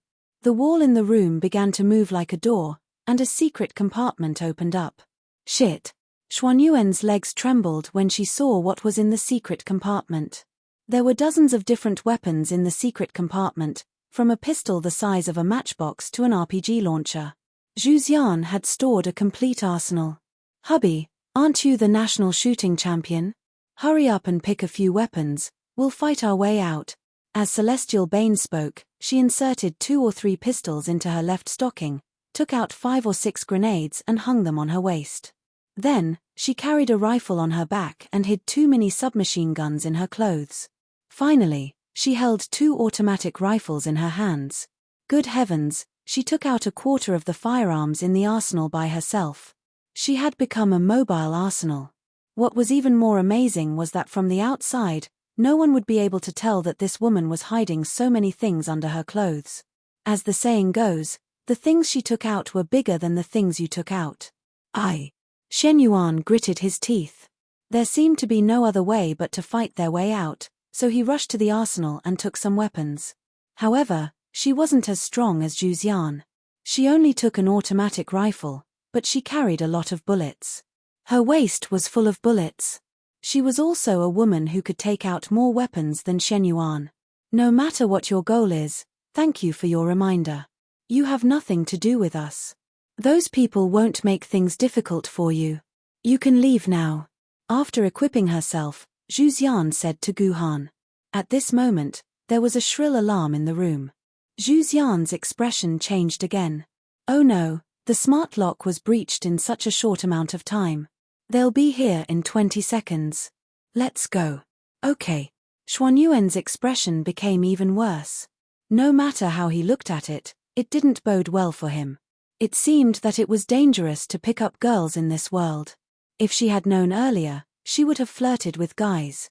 If I were the 2 of you, I wouldn't be so stupid. Let me tell you, they even brought nerve gas with them. I guarantee that as long as you smell it, you will turn into a pig and sleep on the ground motionless. No matter how many weapons you have, it's useless. Ji Yuhan looked at the 2 fully armed men and sneered coldly. What? Zhu Xian's expression changed again. Obviously, she knew her father's family very well. She also knew what treasures they had in their house. At this moment, what Zhu Xian hated the most was that she didn't have 1 or 2 gas masks in her arsenal. Otherwise, she wouldn't be so helpless right now. Alright, I'll cut to the chase. If you 2 believe me, then follow me. I'll show you a way out. If you don't believe me, then forget it. I'll just watch from the side. Gu Han didn't wait for the 2 to reply. He walked out of the room and headed towards the stairs. What should we do? Should we believe him? Zhu Xian looked at Shen Yuan hesitantly. What else can we do besides believe him? Do you want to see me die here? Shen Yuan didn't say anything.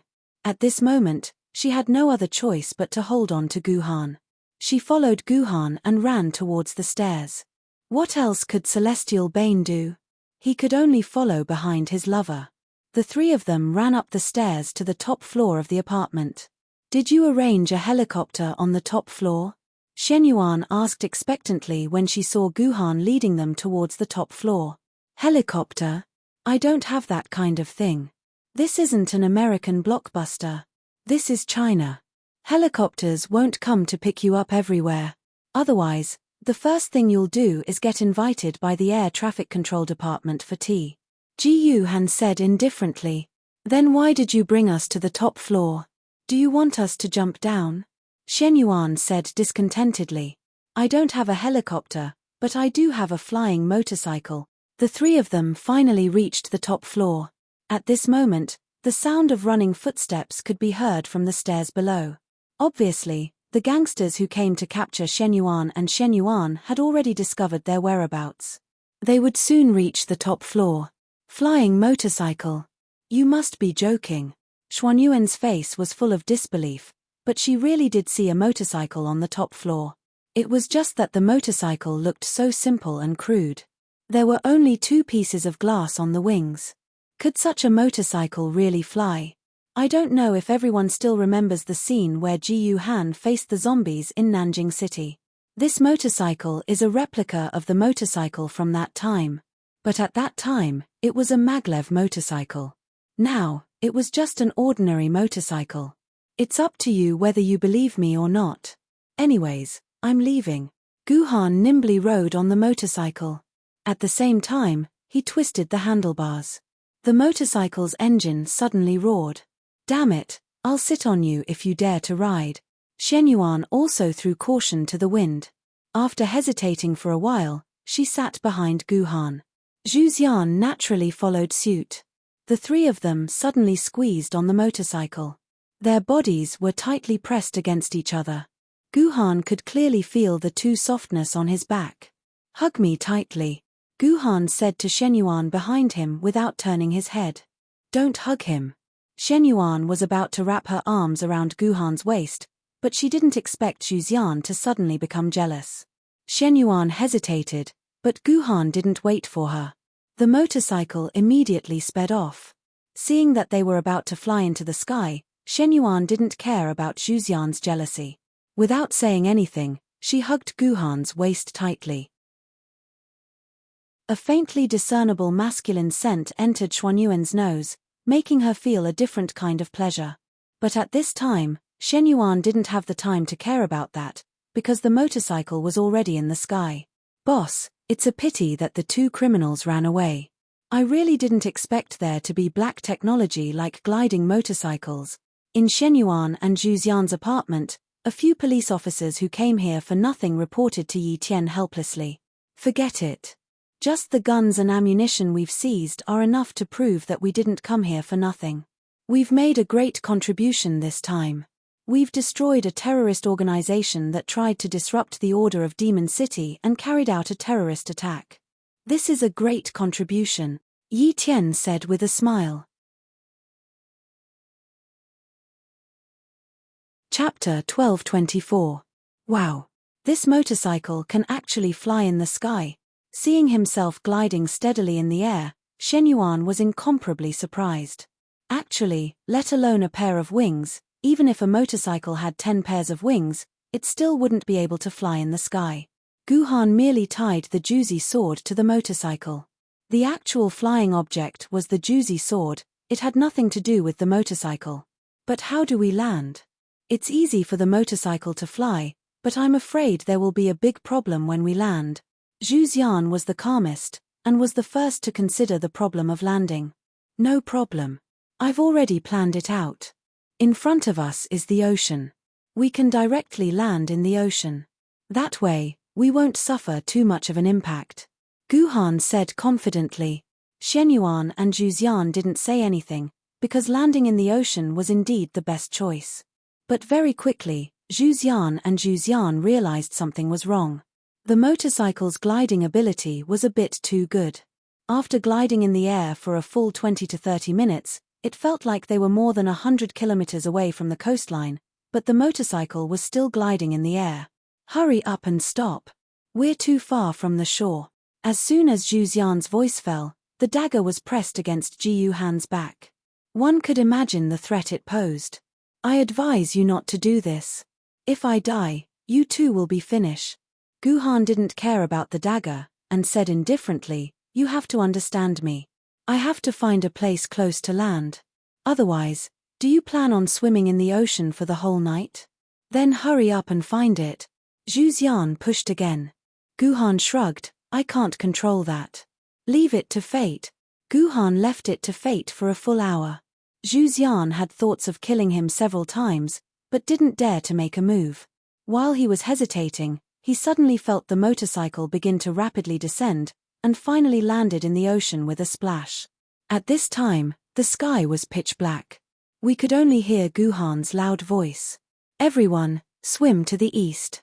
There's a small island less than 500 meters away from us. We'll be safe once we swim to the island. Hearing Ji Han's words, Shenyuan swam towards the island as fast as he could. On the other hand, Celestial Bane was having a huge problem. She was horrified to realize that her legs were cramping violently the moment they came into contact with the seawater after sitting on the motorcycle for too long. Anyone who liked to swim knew that cramping in the water was the most dangerous thing, because at this time, people could no longer make any swimming posture because of the severe pain. They could only struggle in the water based on their instincts, and the more they struggled in the water, the faster they would sink, not to mention in the dangerous sea. As a result, Celestial Bane quickly choked on a few mouthfuls of salty seawater. Then, he felt dizzy and silently sank to the bottom of the sea. Shen Yuan. Don't abandon me. Save me. This was Zhu Xian's last thought before he lost consciousness. Who's kissing me?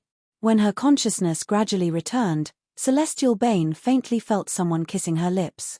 She opened her eyes and saw that it wasn't her beloved Shen Yuan, but the mysterious man who suddenly appeared. Shameless.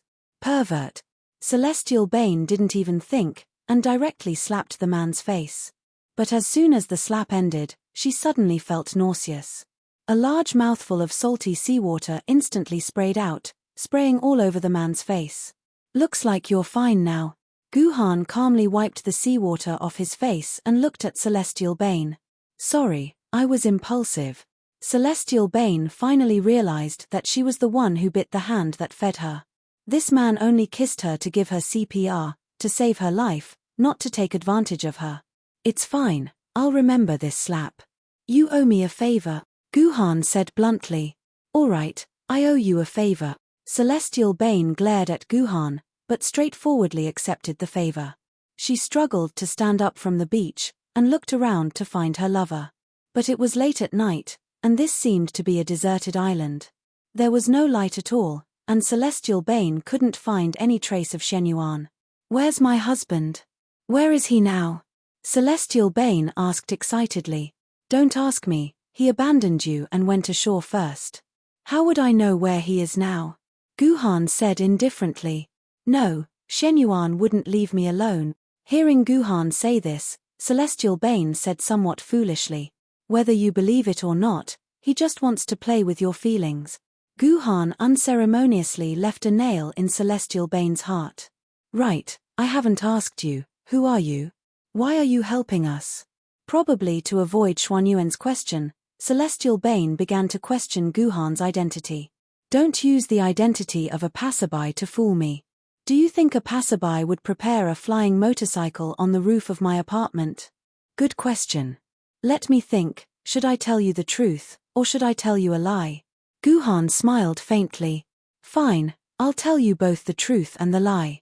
The lie is that I'm really a passerby, and the flying motorcycle was placed there by God. The truth is that I'm secretly in love with Shen Yuan. Seeing Shen Yuan with you makes my heart ache, but I can't stop it. I can only watch you two silently, and plan how to secretly kill you, so that I can take Shen Yuan back. Unfortunately, not only did I not find a chance to kill you, but I encountered your father's subordinates who came to kill Shen Yuan, so I had no choice but to show myself. As for the flying motorcycle, I had planned to use it to escape with Shen Yuan after killing you. I didn't expect it to become a tool to save you too. So that's how it is. Although I want to thank you for saving my life, I still have to tell you that Shen Yuan is mine. We will be together for the rest of our lives. Even if I die, Shen Yuan will not live alone. She will die with me. That's what she told me herself. So that's how it is. Although I want to thank you for saving my life, I still have to tell you that Shen Yuan is mine. Actually, if one were to think about it carefully, one would realize that the reason Guhan made up was full of loopholes. However, perhaps because it involved his lover, Celestial Bane's IQ had dropped to less than 60, so it wasn't surprising that it couldn't understand the problem. Celestial Bane, my wife. Celestial Bane, my wife, where are you? At this moment, a loud shout came from the sea. It was Xuanyuan's voice. Obviously, Shen Yuan had found his way here. How about this? Hearing Xuanyuan's voice, Guhan revealed a playful smile. He quickly covered Celestial Bane's mouth with his hand and said provocatively, how about this, you pretend to be dead first, and then observe Xuanyuan's reaction. Let's see if she will really live and die with you. Bah, That's the stupidest thing to do if you don't trust your partner. Shen Yuan and I are truly in love, there's no need for such shallow tests between us. Celestial Bane said softly. Then I'll do as you please. Anyway, I think you were drowning. If I didn't save you, you would have died in the sea. How about this? I didn't call out to you from start to finish. You've already drowned. You're just a floating corpse in the sea now. That's not a lie. Guhan's words sounded strange, but the effect was very obvious. Celestial Bane's body trembled slightly, and he said seriously, I don't need you to save me. Just pretend I'm dead. With that, Celestial Bane really died, lying motionless on the beach. Sigh. Women are always acting the same way they say they are. They can never let go of their suspicions. Guhan smiled bitterly in his heart, then stood up and replied to Shen Yuan in the distance, over here. Miss Celestial Bane is here. Hearing Guhan's response, Shen Yuan immediately ran over and asked anxiously, how is it? What happened to Celestial Bane? Sigh. Guhan let out a long sigh. Miss Celestial Bane seemed to have a cramp when she fell into the water. She was washed ashore by the sea. When I found her, she was no longer alive. What? This is impossible. This is impossible. Shen Yuan panicked. He immediately rushed to Celestial Bane's side and used his finger to test Celestial Bane's nose. He touched Celestial Bane's chest and found that she really wasn't breathing. He let out a sad cry, wife. My wife. You died so miserably. Seeing Shen Yuan crying, Guhan found it funny and said, I heard that you and Celestial Bane had an agreement. The two of you will live and die together. Even if you can't be born on the same day, the same year, the same month, the same day, you will die on the same day. You won't die for her, will you? Hey, where did you hear this news? When did I ever say such a thing? Shen Yuan coughed. He didn't know that Celestial Bane, who was originally feeling sweet, instantly clenched her fists. She wanted to stab the unlucky Shen Yuan to death with a dagger. Oh, so you didn't say that. That's good. The dead can't come back to life. You should get over it. Guhan quickly helped Shen Yuan to the side. Celestial Bane had been holding her breath for a few minutes. If he didn't pull Shen Yuan away, Celestial Bane would probably be exposed. Hey. Although Celestial Bane is cold, arbitrary, and likes to force others to do things that they don't want to do, she's also very arrogant, self-centered, and doesn't allow others to have other opinions. She thinks that she did the right thing when she obviously did something wrong. She always thinks that everyone else in the world is stupid, and only she and I are smart. Shen Yuan listed out more than 10 of Celestial Bane's flaws in one breath. If Shen Yuan hadn't added at the end, although she has so many flaws, I still love her. She was probably so angry that Celestial Bane, who was lying on the beach pretending to be dead, wanted to jump up and stab Shen Yuan to death. By the way, who are you? Why did you come to save us? Shen Yuan quickly asked the same question that Celestial Bane had just asked. Hey! You probably never noticed that I've been secretly watching you from the corner. Then, Guhan told Shen Yuan what he had said to Shen Yuan. Are you saying that you like me? Shen Yuan narrowed his eyes. But I like women, I don't like men. I don't think so. Guhan suddenly hugged Shen Yuan, and unceremoniously placed his hand on Xuan Yuan's wet thigh. With a hoarse and seductive voice, he said, That's because you haven't tasted the benefits of a man. There are some things that a woman can't give you, only a man can enter your heart. At that moment, Shen Yuan once again smelled the masculine scent of Guhan on the motorbike. His heart couldn't help but sway. No, what's so good about men? It's disgusting. Women are better. Although Shen Yuan said that, he allowed Guhan's hand to be placed on his thigh. Then can you tell me why you don't like men?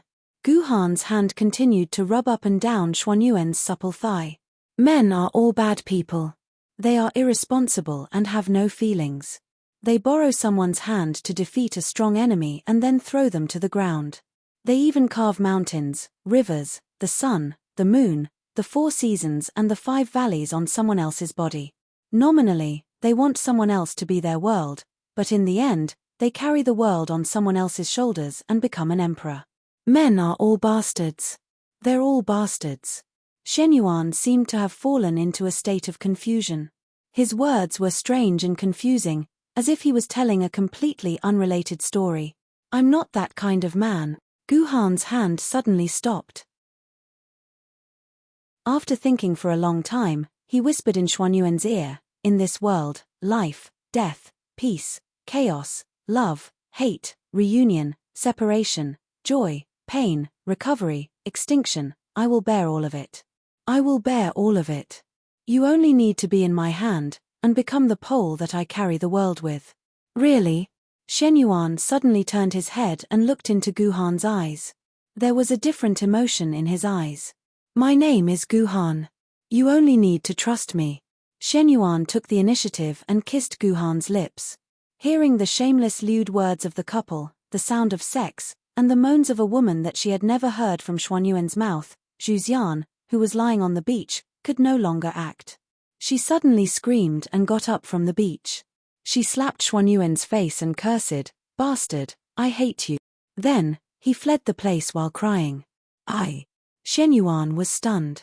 He was about to get up and chase after Zhuxian, but he didn't expect that Guhan would push against him.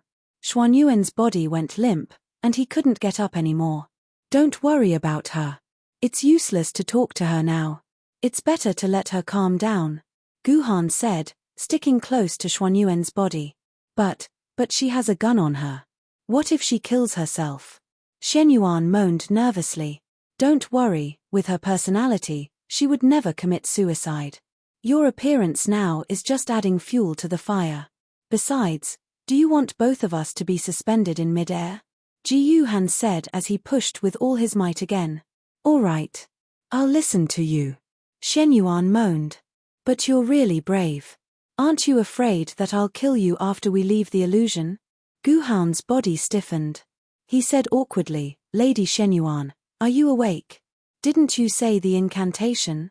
That incantation is just a medium. Move quickly. I'm an emperor sword lady. I don't need a medium like this, Shenyuan said. Suddenly, a pair of slender legs clamped onto Guhan's back. Being clamped by these legs, Guhan instantly turned into a piston engine. Chapter 12:25. Strange, what's wrong with me today? Why did I suddenly? Climbing up from Xuanyuan's body, Guhan thought about what he'd just done as he walked. He felt that it was very strange. He wasn't that thirsty. Besides, Shenyuan was an emperor sword mistress. Even if it was for the sake of getting along with Shenyuan in the future, he should have kept a certain distance from her. He shouldn't have acted like he did just now. Just because Shenyuan kissed him, he couldn't wait to do it with Shenyuan. This was completely different from his original personality. Who is it? Who's secretly plotting against me?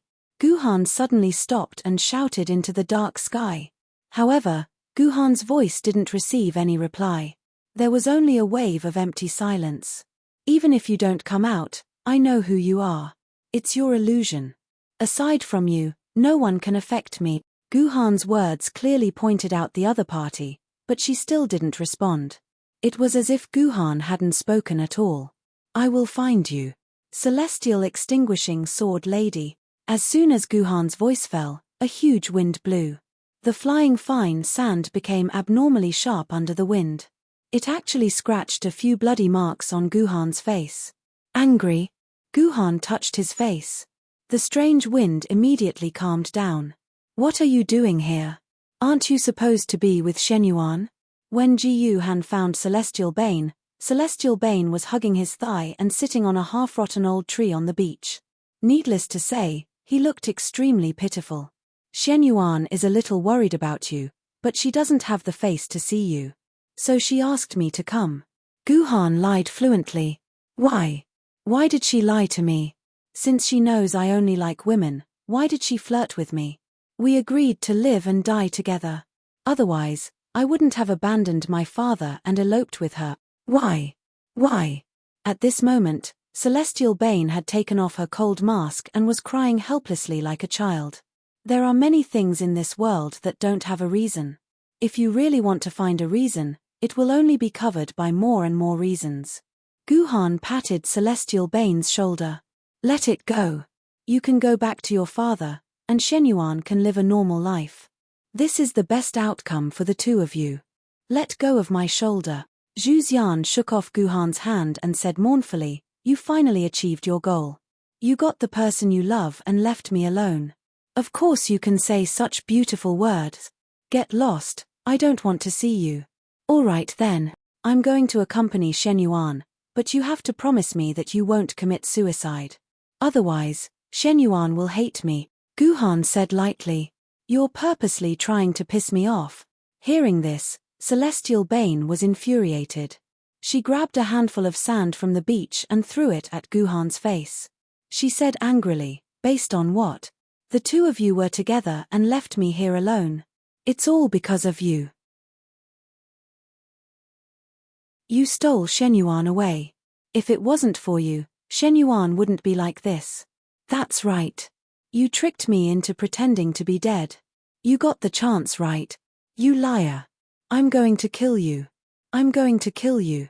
Celestial Bane pulled out a small pistol from her thigh. She pointed it at Guhan's head and pulled the trigger without hesitation. Unfortunately, the pistol didn't react at all.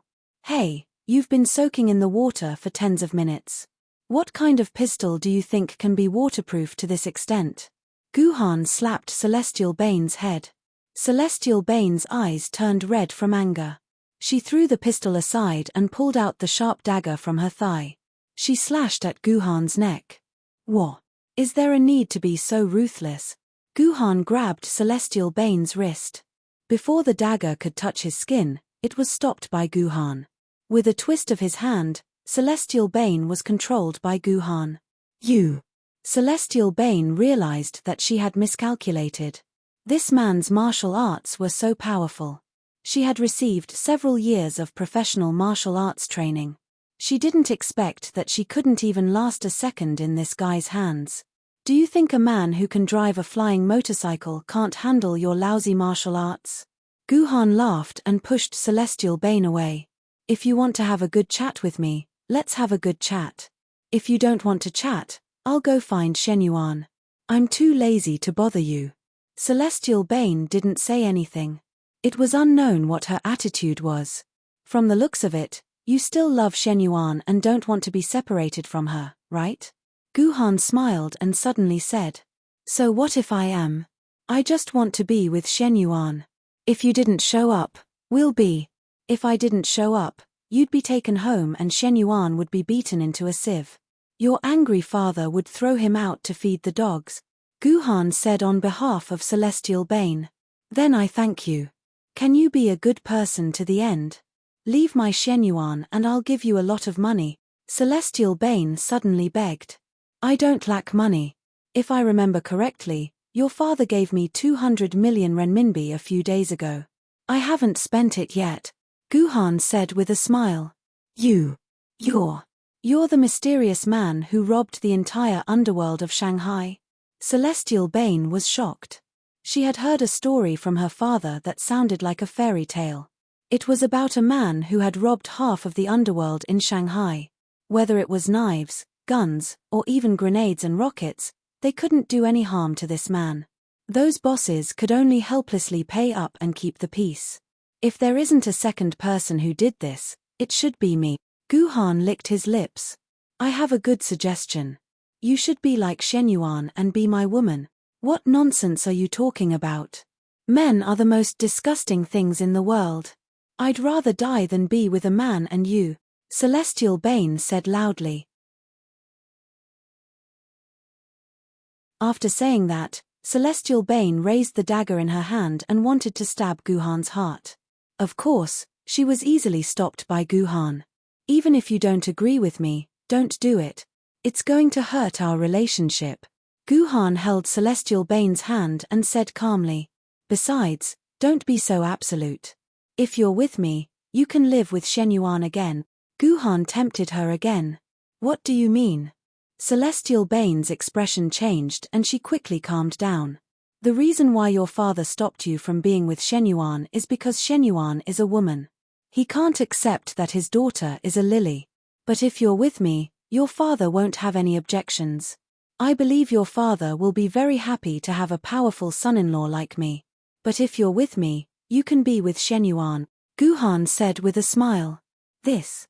Celestial Bane's body trembled. Look, Shenyuan is now my woman. If you get together with me, Shenyuan will become your woman again. Then, you can be with Shenyuan legally, as long as it doesn't affect my relationship with Shenyuan.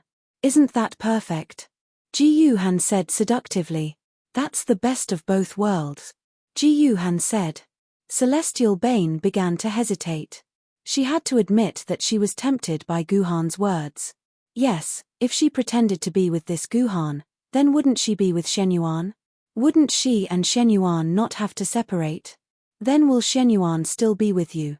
Together like that? Celestial Bane thought for a moment and asked shyly. Of course, I'm helping you. I can't throw away my own benefits. Just treat it as if Shenyuan is two-timing. Tonight with me, tomorrow with you. I can accept that, Guhan replied. But if that's the case, what benefits do you get? Didn't I steal half of your Shenyuan? Celestial Bane asked curiously. I don't mind telling you, this is a gamble. Guhan's hand pressed on Celestial Bane's thigh. Celestial Bane was stimulated by the warm palm and her body softened. She panted and asked, What are you betting on? I'm betting on you. Guhan's hand slowly caressed Celestial Bane's lower abdomen. I bet that I can also hold you in my hand and let you know that in this world, men are much more fun than women. Chen Fugue anxiously paced around his office. Almost all the flower pots and sundries in the office had been replaced. Even Chen Fugue's favorite chair had its legs broken. His daughter had been missing for a night, and he heard that the police had raided the apartment. He still didn't know whether his daughter had escaped or was caught by the police. Boss Chen, long time no see. Just as Chen Fugue was pacing around anxiously, a voice that once made Chen Fugue's heart tremble rang in his ears. Chen Fugue panicked and looked behind him. He immediately took out a pistol from his belt. Suddenly, he thought of something and threw the pistol on the ground. With a bitter face, he said to the man, Little brother, haven't I already given you the money? Why are you looking for me again? Hey, father-in-law, please don't laugh at me. I'm not here to ask for money, I'm here to pay you back, Guhan said with a smile and clapped his hands. A huge pile of cash appeared out of thin air in his office.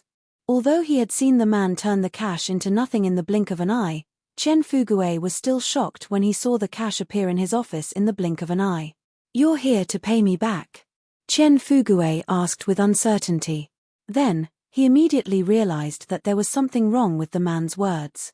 His expression changed again, and he asked with a trembling voice, Little brother, what did you just say? What did you call me?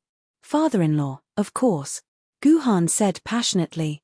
A few days ago, I didn't know the immensity of heaven and earth and offended you.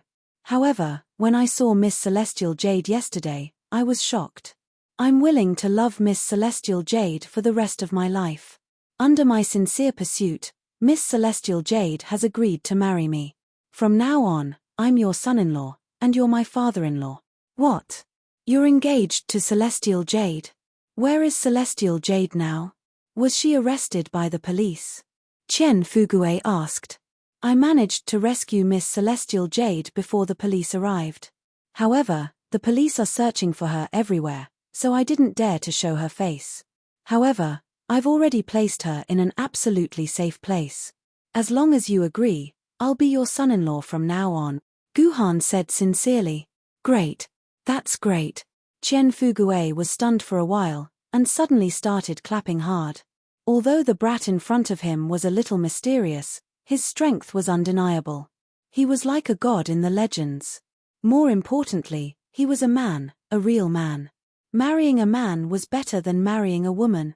Chen Fugue naturally had no reason to stop him. A sinister smile appeared on his face, and he hugged his new son-in-law. The two of them gathered together and began a secret conversation. What did you say to my father? Why is he so nice to you? Celestial Jade asked Guhan curiously in Chijian's antique villa. She had just had a video call with her father. Her father was full of praise for Guhan, saying that he didn't want any other son-in-law but Guhan.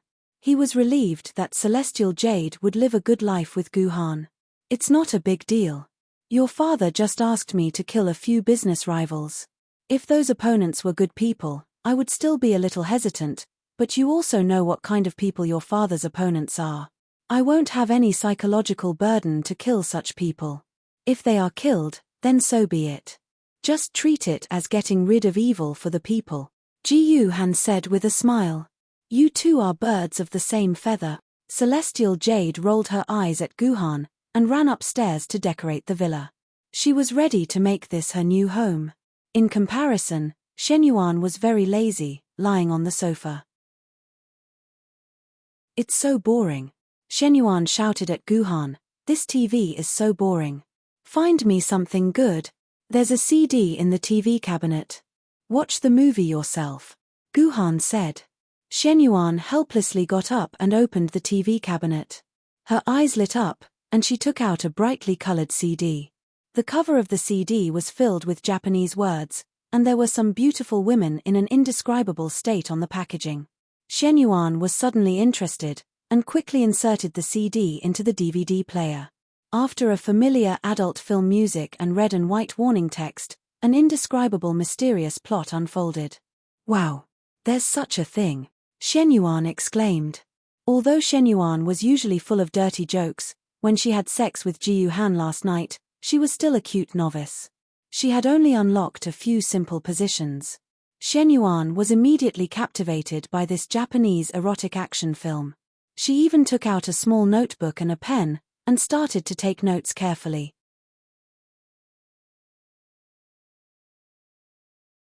Chapter 12:26. The Sixth Day. This shameless adulterous couple, Jade Dynasty said with a red face when they heard the sound of pa pa pa pa pa coming from the next room. When she found Shenyuan watching a movie in the living room on the first floor, the movie was already coming to an end. Shenyuan, who had learned a lot of different positions, couldn't wait to pull Guhan into his room and start experimenting with sex. This made Zhu Xian suffer. She couldn't help but listen to Xuanyuan's sex. She wanted to pinch them to death, but deep down, she was also curious about the matter. That night, according to the agreement between Zhu Xian and Guhan, it was time for Zhu Xian and Shenyuan to be alone. Shenyuan did accompany Zhu Xian for a while, but throughout the process, Shenyuan seemed a little absent-minded. Obviously, he didn't pay attention to Zhu Xian. Zhu Xian barely talked to Shenyuan for a while, then angrily took out her dagger and put it on Xuanyuan's neck. She cried and asked, "You're still thinking about that damned man, right? You don't have me in your heart, do you? Hey, you can't say that. After all, we've been together for the longest time, and we've only known Guhan for a day. Of course, I like you more," Shenyuan quickly explained. "Then why are you still thinking about that man when you're with me?" Zhu Xian asked unwillingly. "That's just physical pleasure. It's a little memorable." Shenyuan tried every possible way to make Zhu Xian happy. The two of them chatted for a while. Zhu Xian suddenly grabbed Xuanyuan's hand and asked shyly, "Shenyuan, why don't you do what you did with that stinky man to me?" Xuanyuan's body stiffened. "What do you mean?" "Mph, I just want you to know that whatever that stinky man can give you, I can also give you. From now on, it'll be good for you to be with me. You won't have to be bullied by that stinky man anymore," Jade Dynasty said shyly. "Oh, that sounds reasonable." Xuanyuan's eyes lit up. She had already experienced it with men, but she hadn't experienced it with women. Shenyuan showed a lewd smile, then the two women fell on each other. Below are a few thousand words. After grinding tofu with Shenyuan for the whole night, Zhu Xian lay on the bed pretending to sleep. Even though he had done those shameful things with Shenyuan, Zhu Xian still felt a sense of emptiness in his heart. This emptiness was even greater than when he was grinding tofu with Shenyuan. Zhu Xian had an urge to find something to fill himself with.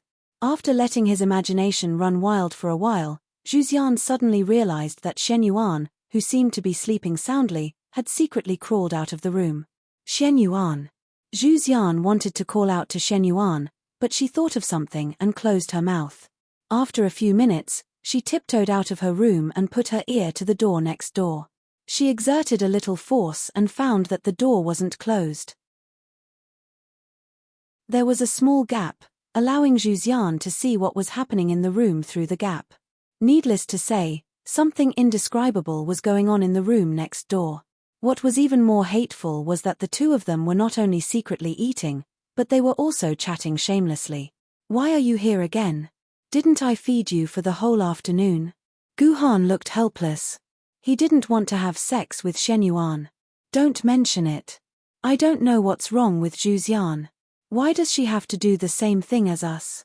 She doesn't have a thing like you, so she can only grind tofu in the air.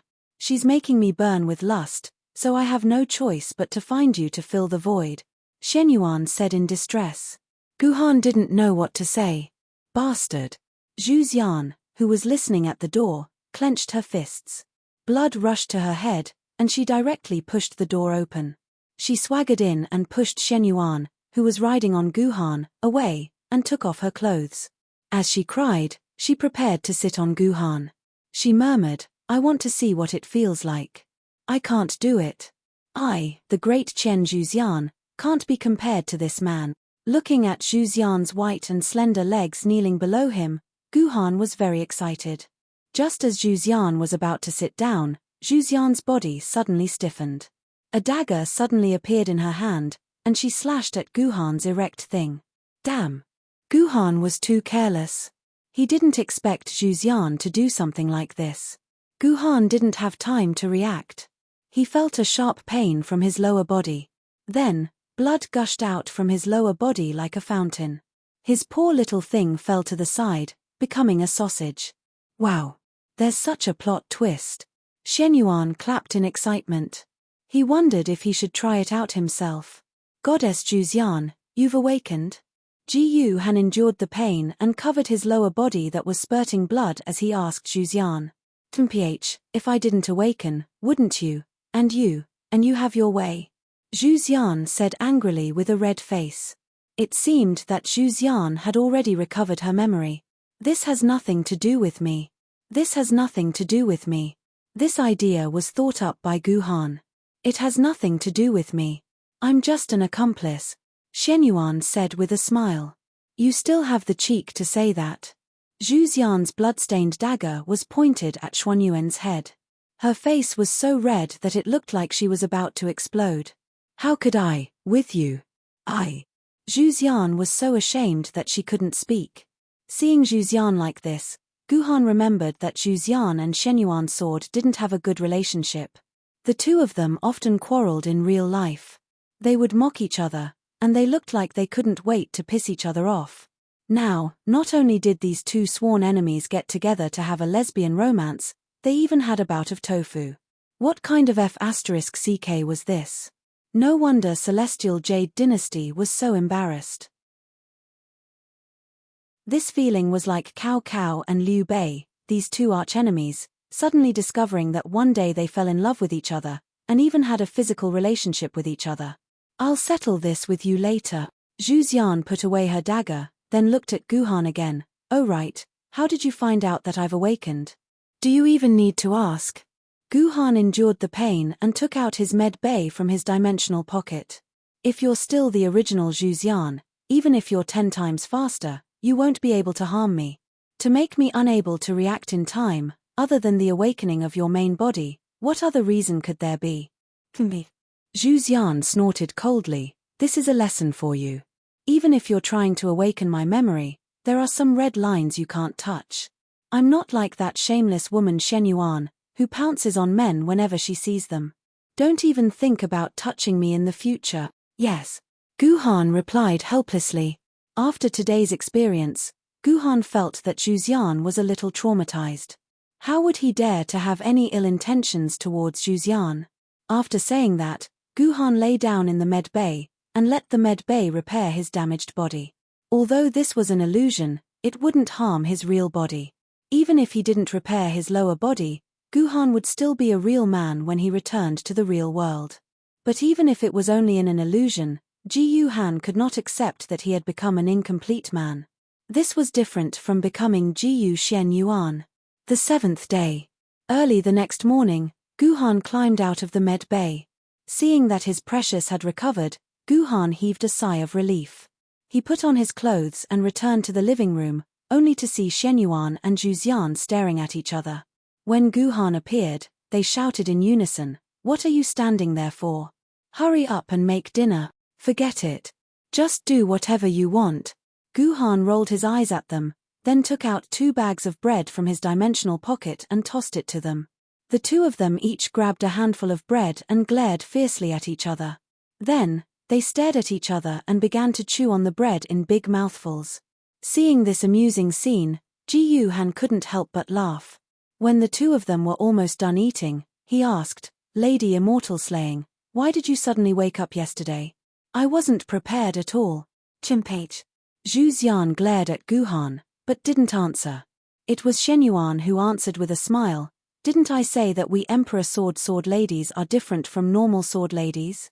The celestial extinguished sword's power can't completely control us. At most, it can only temporarily confuse us. As long as we receive some intense mental stimulation, we'll be able to wake up from our dejected state. We don't have to be like your sword ladies, who had to fall in love with you first and then chant an incantation. Then why didn't you tell me earlier?" Guhan was even angrier. If Shenyuan had told him earlier, then Guhan wouldn't have had to create such a scene. What kind of intense mental stimulation wasn't easy to get? Why did he have to do something like this, causing him to lose his little brother? "Why should I tell you?" Shenyuan shrugged his shoulders and smiled, "If I told you, wouldn't I miss such an interesting scene? Shenyuan, I'm going to kill you." Hearing Xuanyuan's words, Zhu Xian once again unceremoniously took out her dagger, wanting to fight to the death with Shenyuan. If it wasn't for Guhan stopping her in time, the entire villa would have been destroyed by the 2 of them. "That's right, Zhu Xian, I remember you said 3 you last night. 2 of them were me and Shenyuan, so the 3rd you must be referring to the celestial extinguished sword." After the 2 of them calmed down, Guhan asked seriously, "Who else could it be other than her? I don't believe that my good sister wasn't behind this. This is an illusion that she created. If she wanted to create something disgusting, it would be a piece of cake." Zhu Xian said hatefully, "According to what you're saying, the celestial extinguished sword has already awakened, and even recovered its memories." Guhan said, "That's most likely the case." Shenyuan continued, "I can feel the scent of the celestial extinguished sword in this illusion. If it wasn't for the awakening of her power, this wouldn't have happened. That's strange. I remember before entering this illusion, didn't you tell me that as long as we can awaken the celestial extinguished sword's memories, we can return to this world? Since the celestial extinguished sword's consciousness has awakened, why hasn't this illusion disappeared?" Guhan asked again. "That's because she doesn't want to leave this place." Zhu Xian sighed, "If my sister is still reluctant to leave this illusion and doesn't want to leave, then it's useless no matter what we say. She'll make the illusion repeat itself." "That's right, and we don't have much time left to convince the celestial extinguished sword." Shenyuan continued, "If I remember correctly, there's only 1 more day left. That's the 8th of August, which is the day of the apocalypse. That day should be the cutoff point of the illusion's reincarnation cycle. Once that time passes, the illusion will return to its original position, and celestial extinguished sword will fall into a deep slumber again. We'll be ejected from the illusion by celestial extinguished sword, and it'll be impossible for us to enter again. Celestial extinguished sword won't give us a second chance to disturb her. In other words, we have 1 day to convince celestial extinguished sword to give up this illusion. Otherwise, everything will be for naught." Zhu Xian said.